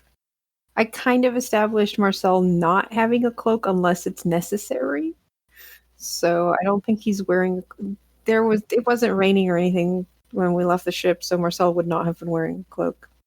They're not the kind of person who wears a cloak all the time. And they don't mind water, so I mean, you can use the robe of eyes. I was just giving you a hard time. Okay. but if Axley has a normal cloak, that might be better. All right, we wrap it in Axley's cloak. Okay. And And then we, you're all going to walk outside. yep, to find everything on fire and acid because dragons attacking. You walk out of the lobby, And the way you walk out of the lobby, remember the doors kind of slide back and open? And then you walk into the entryway where the desk is, where Imran had to sign in and all that stuff. And as those doors open and you start to walk, there's an enormous earthquake. Mm. And you hear the sound of rumbling, and the whole building shakes. And as you, of course, Rayla now is freaked out, and she wants to get out of this building. But as the doors open, because it's like it knows you're leaving, so the doors to the outside open. And as you walk out, the ground is still shaking a little bit, and you see that some buildings have had damage. They've got cracks starting to grow up their sides and whatnot. And then you hear a sound that is familiar and not so pleasant. And you feel the wind of a great flapping. And as you look up, you see an enormous dragon No. flying. Called it. No. And the dragon has green and red scales. Oh. And you see the town guard and the Queen's elite guard trying to get people into buildings out being out in the open. And the dragon flies by, and it breathes a swath of red fire on a little park area that had some trees in it. And following that swath of red fire, a plume of green poisonous air wafts onto the area, coating the fiery area with a nasty layer of poison. Oh no. So your choice is try to make it from the library over to the palace, or down to the boat, or back into the library. But in terms of time passing, it does not, it's not an obvious, like you don't walk out and think, oh my God, it's been 100 years, or oh my God. Well, whatever. Like, What time of day is it? it is like afternoon, evening. It's like 5, Okay. 6 p.m. So if we had been in there for a day, it would more or less coincide with how long we felt it was inside. Mm-hmm. Except this might be 10 years later, for all we know. Okay. Great. I have one question that I was thinking of as we were leaving, because the doors open before we get to them, and we like walk and we can see outside, right? Right. Well, sort of. Remember, the whole thing is this big stone building with like no windows. Right, but we can see outside the doors as we're heading towards the... As they open, yes, you can see. Yes. I wanted to, like, as we were leaving, see if I could see any movement of, like, people walking outside or a seagull or anything that would indicate, like, I was watching it happen faster while we were inside or slower. Like, if there was, like, a noticeable difference in movement while we were still inside but could see outside. You don't notice anything. Okay. So either it doesn't happen in this area because this is just the lobby entrance thing. Okay. Or the timey-wimey stops when the doors open because time crashing. So we have a dragon.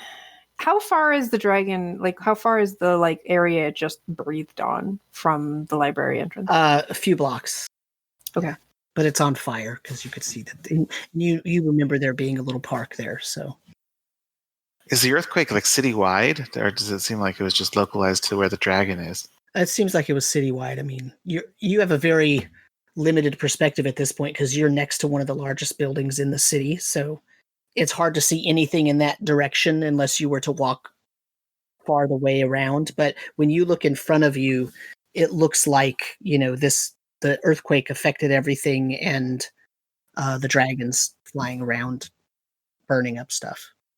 Do we just see a dragon? Like, there's no wyverns or anything, no storm? You can roll a perception check. because I remember. That's a 23. Yeah, you see two white wyverns, just from your point of view, coming to Chasing engage. her dragon. They're trying to harry it so that it leaves. You know how when there's a larger bird, smaller birds sometimes mob? Yeah. That's okay. exactly what it looks like. So those big wyverns are that small compared to this thing. Great. I'm a speck of dirt. Where are we heading, Captain?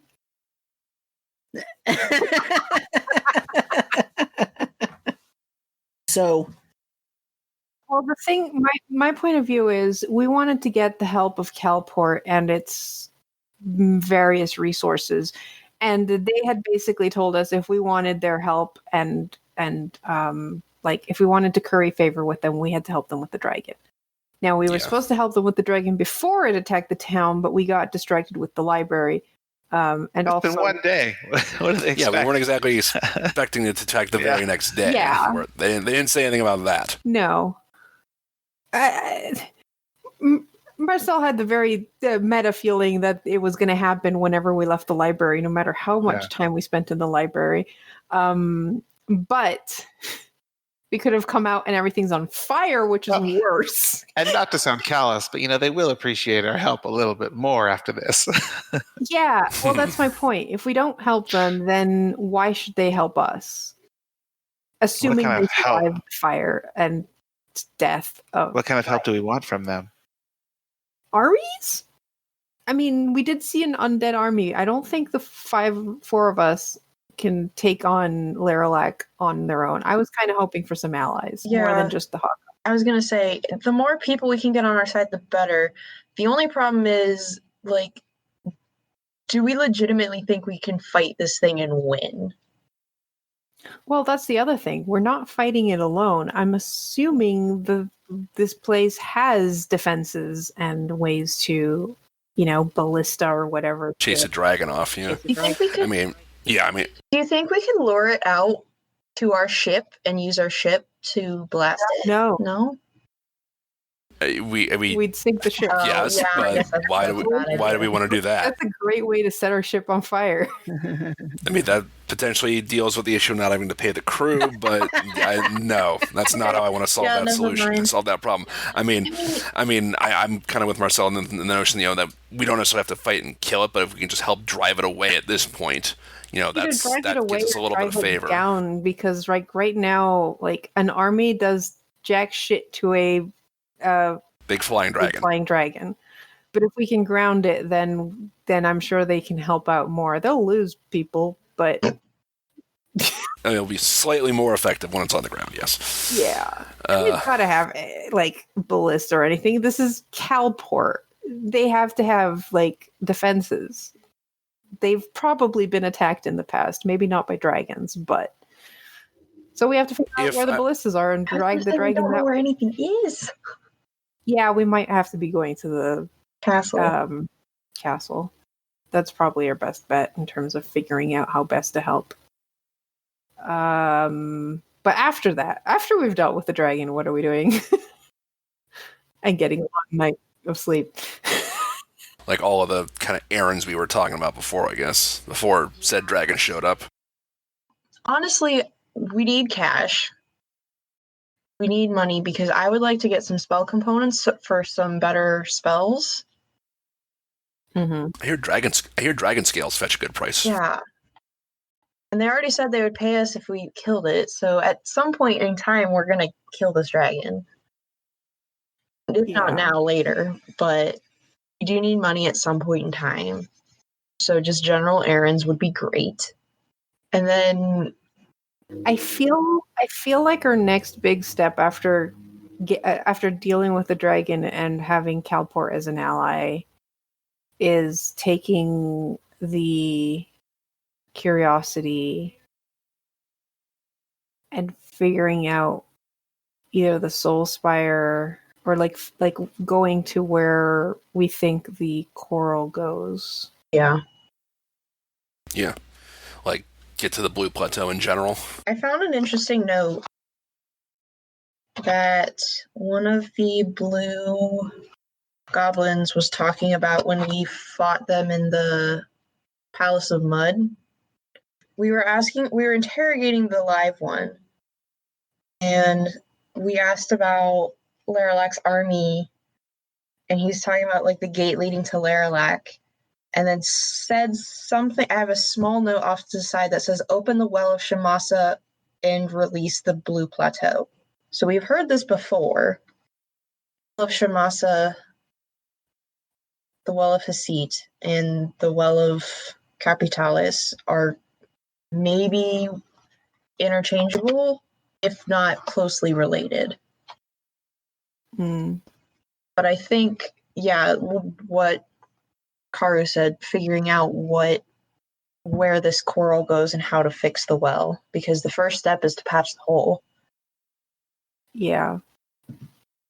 So I think that's like the next big thing after we deal with the fact that there's a dragon attacking the city that we want to befriend. Doesn't mean I'll live. I mean, if I could get really close to it, and by that I mean close enough for it to murder me 10 times over, I could, and if I'm really really lucky, I could do something that would buy us an hour of time. Polymorph it. That would at least get it out of the city Yeah.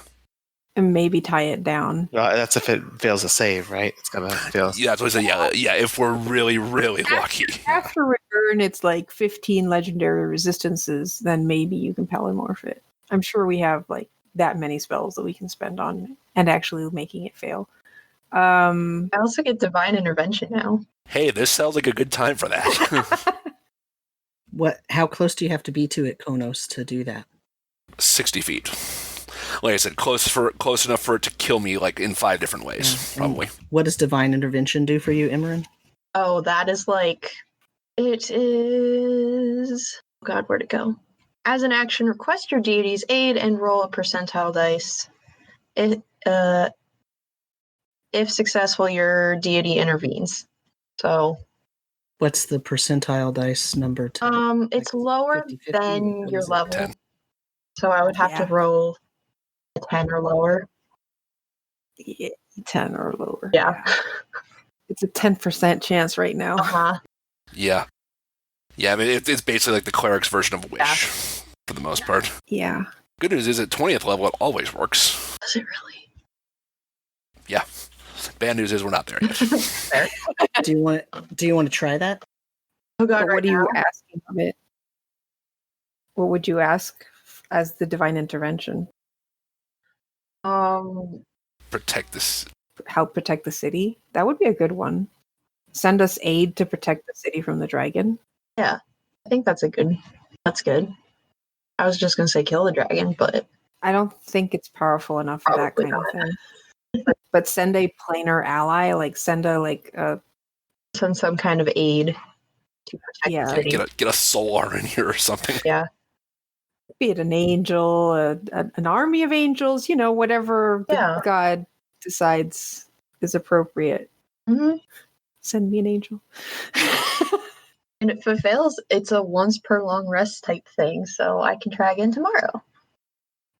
Yeah. Supposing we live that. Yeah, the hard part is actually rolling under your level. Yeah, it's very much like it's like a once per campaign thing if you're Yeah. lucky, but when it works, it's like you just literally won D&D Yeah. pretty much. So, do you want to roll it now? Is that what we're doing? Yes. As I assume the DM reads the spell. Yeah, do you want to roll it? Oh God. No pressure. Which dice do I roll? You It's roll It would be percentage. 2 10-sided. No, I and know. I have colors. It's what I'm trying to decide. Oh, okay. roll your favorite lucky ones. Which ones have been fermenting in holy water for the last Right? 5 years? Okay, Use I'll roll those. my purple ones and my rainbow ones. You know which one's the 10s? I do. Okay. No, 17. It was low, Oh, but it wasn't low enough. Close. yeah. How low does it need to be? What does it need to be? Under your 10. level. As Imran prays, Rayla also prays. And as the two of them are praying, an enormous tsunami comes, sweeps across the city, and hits the dragon, pulling it into the sea. And as the dragon is pulled, literally swiped out of the air by this enormous wave, the dragon is trying to, blast fire and flap its wings. And it's almost like a giant wave-like hand just came and grabbed it and snatched it out of the air. And the water recedes. And some of the buildings have been damaged, and everything at the docks is all in upheaval because of the enormous power of the wave. But the dragon's gone. Wow. That's good to have a god on your side. Okay, yeah. I just look back at Emery and go, could you always do that? And as that recedes, Rayla falls down to the ground. Ah. What? She passes out, goes unconscious. She's out cold. Okay. Cure wounds real quick. How much? How many points? Oh god. Hold on. Wait. Breathing? Very shallowly. I don't have anything. Just minor healing spells. Just minor healing. Alright, well, I guess, we should probably get somewhere safer with people who can help. We could go to the castle. Yeah. We have rooms there, and she'll be the safest there. And that way we can rub it into their faces that we're the ones that got rid of the dragon. If we're going back to the castle, I'm going to have Otto fly back to the docks and make sure our ship wasn't just destroyed in all of that. Because he said the docks got hit pretty hard. That was my other worry. And then, come fly back and tell us what's going on. Because we have an army of ships out. Mhm. But they weren't all necessary. They're in the Oh, okay, harbor, yeah. So, Konos, you see through Otto's eyes, right? Yeah, and there's no range on that now. Yeah, you see that the docks are in disarray, but the ships are fine, and it doesn't look like there's no dead bodies floating around or anything like that. But in any kind of cargo that was in a crate that floats, they're all they've been thrown about, and there's just some of the docks the woods become detached and weakened, and the boats are all still floating, but there's lots of debris and cargo that's sort of out and about that people are trying to scramble to take care of. But it's not a scene of devastation like boats are broken in half and all that. It's really So it feels like the tide had suddenly come up and then down, washing things off, but not necessarily destructively. Okay. Yeah, anything that wasn't tied down just got, pushed away for a while. Okay, so I'll come out of okay, well, good news is the boats are okay. Some damage to the docks, they're going to be cleaning up for a while, but nothing too horrible from the looks of it. Great. I'm assuming Konos and Amarin are carrying Rayla, because the rest of us are tiny. And we head to the palace. You already have gained entry. I mean, they know that you are guests. Your guests. And you are met at the door by the Major Domo Justinius, who was assigned to show you to your rooms and everything. And they are celebrating in the palace, and you can take Rayla and get her settled in. And as you are making your way to the rooms and whatnot, you note that the celebration is in honor of the abbot of Straben, Tullus, who has claimed to have called forth the power of Straven to relieve Calport of the scourge of the dual dragon. Going to kill him. Oh, And so we got a holy war ready to will break end. out. I'm bringing my game face next session. We're gonna deck it out. I knew we couldn't play a whole dragon fight. That's why I wanted to end the session early. But then when you start talking about doing other things to stop it rather than directly try to gather an army and fight it, it was easy to adjudicate that. So, so Tullus is claiming. Of course, I mean they're already planning. You know, Justinius tells you that they're planning a ball in his honor, and it would of course be wonderful if all of you could come to the festivities and you know, and do what is necessary. Oh, we're coming to the festivities, all right. Oh my god, I'm so angry. So angry. Oh my god. Oh no. Yeah. Oh no, there's gonna be some words.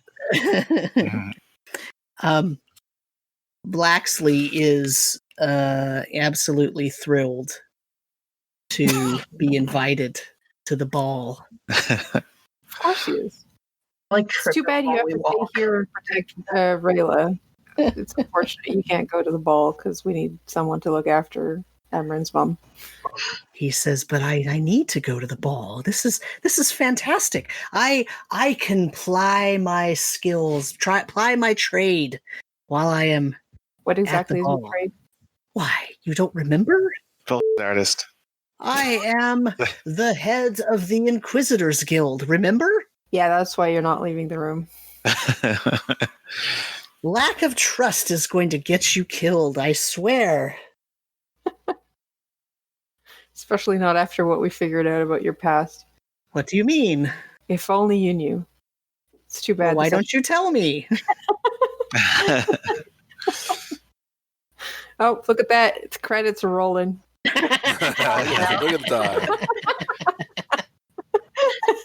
time. Very true. Okay, so does anybody have anything they need to suggest that is not on our list? No. I got one for maybe like a future one because it's this is in part a debrief topic and in part a bit of a promotion for a really what looks like a really cool Kickstarter that's coming out. Hopefully, it's already made its goal called Wander Home that's supposed to be coming out next year. And the topic is basically DM-led games versus more collective, collaborative, all the players sort of equally get to tell the story type of games, which is kind of what the format of that's going to be. That's something I want to look into more, maybe for a future topic. So is it a GM-less game? An official, so there's a game called Fiasco that a lot of people have heard of and a lot of people haven't. But the game, basically, it's called GM-less because everyone at some point takes control of the narrative, and there's still dice and there's still game mechanics, although they're very light. And there's different relationships between the characters. But basically, the first, little bit of the game, you're setting up the relationships between all of the people at the table, and you're setting, you choose a sort of playbook to begin with that sort of sets the framework for the type of story that you want to tell. Because it's basically like making a movie. You could choose a horror one, you could choose a comedy, you could choose a dark comedy, you could choose a heist, you could choose a drama. So there's all these different kinds of playbooks that have to do with the type, the themes, and the style of the game that you would be playing. But during the game, nobody takes the role of GM. Everybody is a character in the quote movie or in the game that's being played. And so basically what that means is that there is no GM. So that's called a GM-less game. And so you kind of take turns going. Is that how Wander Home is? Or is pretty much, yeah. The system they specifically use is called no dice, no masters, I think is the actual term, or I think that's from a different style of game is what they call it. But yeah, basically that's what they kind of how they set up. I heard it was the creator basically did an interview, a podcast interview about a week or so ago, and they basically played through about an hour worth of gameplay. I maybe got about halfway through it, but it was essentially, the two of them going through, and they have like each, like you said, each of them have like individual playbooks kind of for the characters they do, that they have that basically say, describe, here are the moves you can make. It's nowhere near like, a typical D&D player type of setup. It's very simple and it's very cute. I mean, if you don't mind, can I post a link for their Kickstarter in your chat? Yeah, I don't think it's restricted. Okay. All right. Yeah, So okay. for viewers, there's the link for people who want to know more and maybe support this, because it looks like it's gonna be a lot of fun. Yeah, but basically it's like, they were basically essentially taking turns. Here's like kind of the scenario, and it was more of it's a travel narrative game. So it's kind of a red wall style world, kind of anthropomorphic characters, and the gist is, you are traveling essentially from point A to point X, and with all sort of stuff in between, and it's like seasonal timeline going on. And there's essentially this, going back and forth, taking turns. Here's kind of what we see. Here's kind of what we're describing, and then here's maybe individual actions they want to, that they take to either get tokens or have very, very small influences kind of occur in the world of the game. It's definitely different than like, a D&D adventuring party. They come into town and they're, this party is going to solve all the problems that this town has had and may ever have. It's more of, here is a group of individuals that they're on a journey, and they're not really the best equipped to solve world-sized problems or even town-sized problems. It's more like, the actions you take may make people's lives a little better for a short period of time. But then you're kind of back on the road again.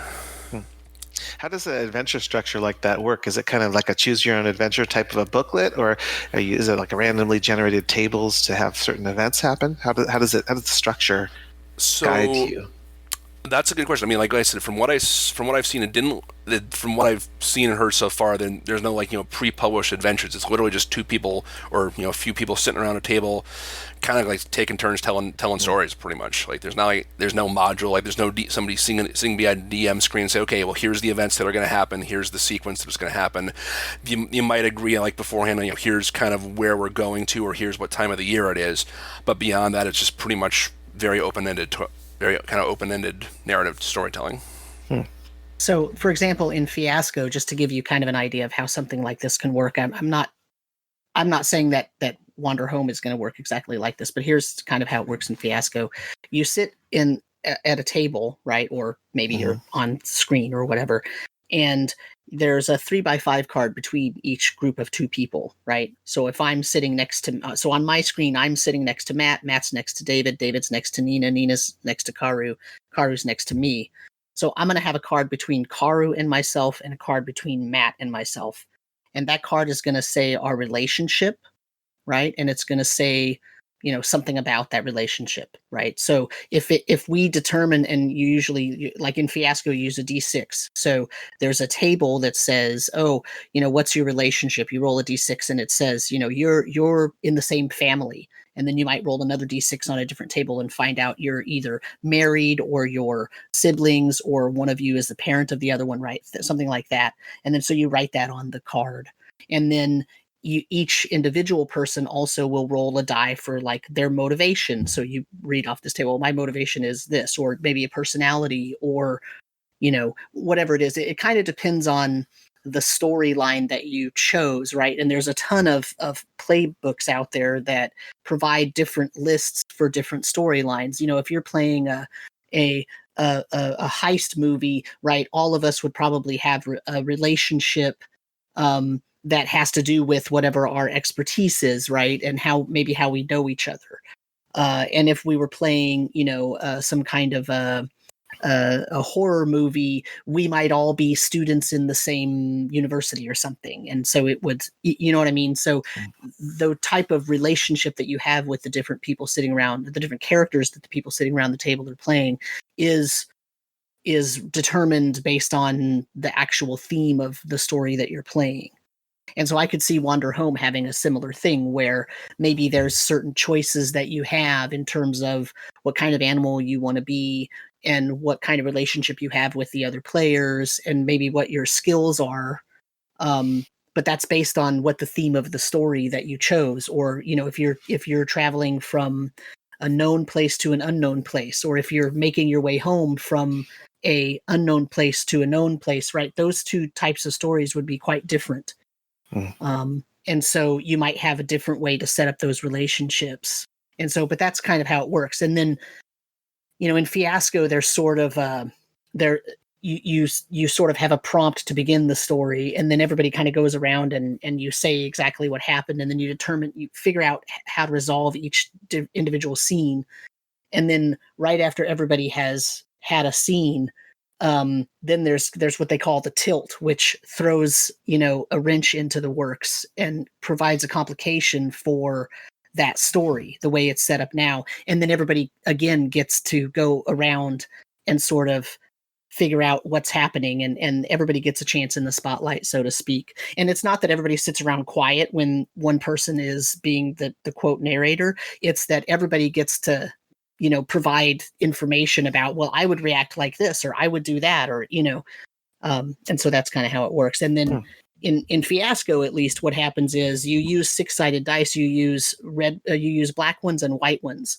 And at the end of your scene, at the scene where you're the main character in the scene, you either give a black die or a white die. I'm saying it kind of wrong, but basically the gist of it is the character that does the best in that scene gets a white die, and the character who kind of comes out as the loser in that scene or in a worse circumstance gets a black die.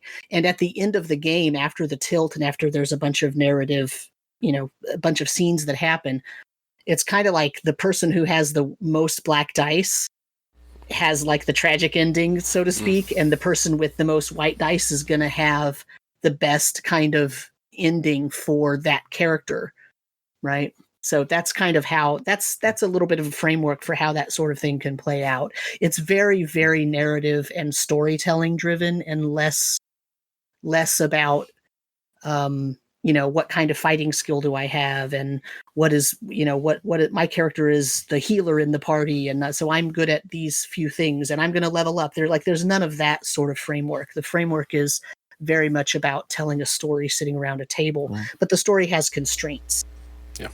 Yeah, this appears to be very similar. Like some of the things you were talking about, like each of the player classes, for lack of a better term, it's like you pick a type of animal, and some of them are unique to different classes or different roles. Some of the descriptions, like choose two things you are and two things you wish you were better at being. So like upbeat, honest, handsome, charismatic, focused, etc. Ask one person to the left and one person to the right questions like, why do I call you my best friend? Or why did I come with you when we left home? Or what do you find most interesting about my vocation or career path, and things like that. In general, these things are basically just called narrative games because there are no dice rolls, and it's very much about storytelling, kind of like the kind of thing you did before, just sit around the fire or sit around the table and tell a collaborative story instead of having the dice dictate anything. Because I think this one Wanderhome doesn't even have any dice. No.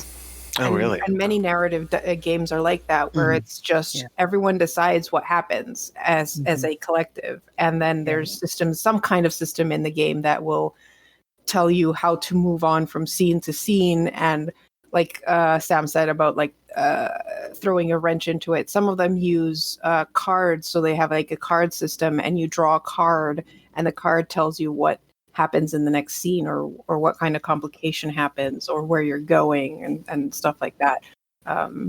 I've seen the most narrative games in the itch community, because it's more of like indie based. There's a lot of them. I know that Wanderhome is apparently started as using the system from Dream Askew and Dream Apart, which is also a narrative game. There's a great game called Penny for My Thoughts, and it has this, what sounds like a horrible premise. The premise is everybody that's sitting around the table playing the game, and it's usually 4 or 5 people. You're in a mental institution, for lack of a better term, because you have amnesia. You do not know really who you are or what brought you to this point in your life. And you're part of this group, this support group, basically in the mental institution, right? Where you're all trying this group therapy, where you end up figuring out what your past is and what happened in your past and how it came to be that you have amnesia. And you sort of, everybody has pennies, right? And at the beginning of the game, you figure out like there's a trigger for everybody that makes them remember something, and there's like a specific significant item that they have, and you kind of people write down random things on little pieces of paper, and then you sort of randomly draw out one, and that gives you your significant thing that you have that's a significant part of the story, and then you have your like the thing that really is meaningful to you, right? That's the trigger. And then you go around, and whoever you pass the penny to next has to continue like the story integrating themselves into what's going on. It's a really, really interesting game. And you don't have to do any prep, because you just basically start by reading, okay, here we all are sitting for our fifth group session, and then and it tells you exactly in there, okay, now everybody take out 3 pennies, and and it's very, very interesting. It's really a different kind of experience than traditional RPGs, for sure. Yeah. One game we did actually play that was a storytelling game was Spoken Magic by Dylan Grinder. We did that for the stream the charity stream we did last month. And Spoken Magic does use cards and is basically like prompt based again, like travel from place to place, and every single place you travel goes to a different person on the table, and they decide where we're going, what this place looks like, and everything, and then you draw a card that tells you what's wrong with this place. And then you use the magic cards that to kind of try and either solve or at least partially solve the issues that may be plaguing this new place you've come to. And for me, that was my first narrative game, and it was interesting because, at first it's like, well, but so the world is not built beforehand. It is not in one person's head. But by the end of the game, we had built a place that was like this. I would love to adventure in this world we just created over the past 2 hours. That's cool. And like the different places we came up with and the little issues that started happening really left like a framework of a very interesting story. We didn't get to play the whole loop, but it's slow to start because people aren't ready for the improv. But once you get into it, people start like thinking of different things and adding to it, and it was really interesting. I think it's like improv theater, I guess, except you're all sitting down and talking instead of actually acting it out. There's a great game called Microscope, which is it's supposed to be a game on its own, where basically the whole game is creating a setting, and it has a framework that has you it has everybody together. There's no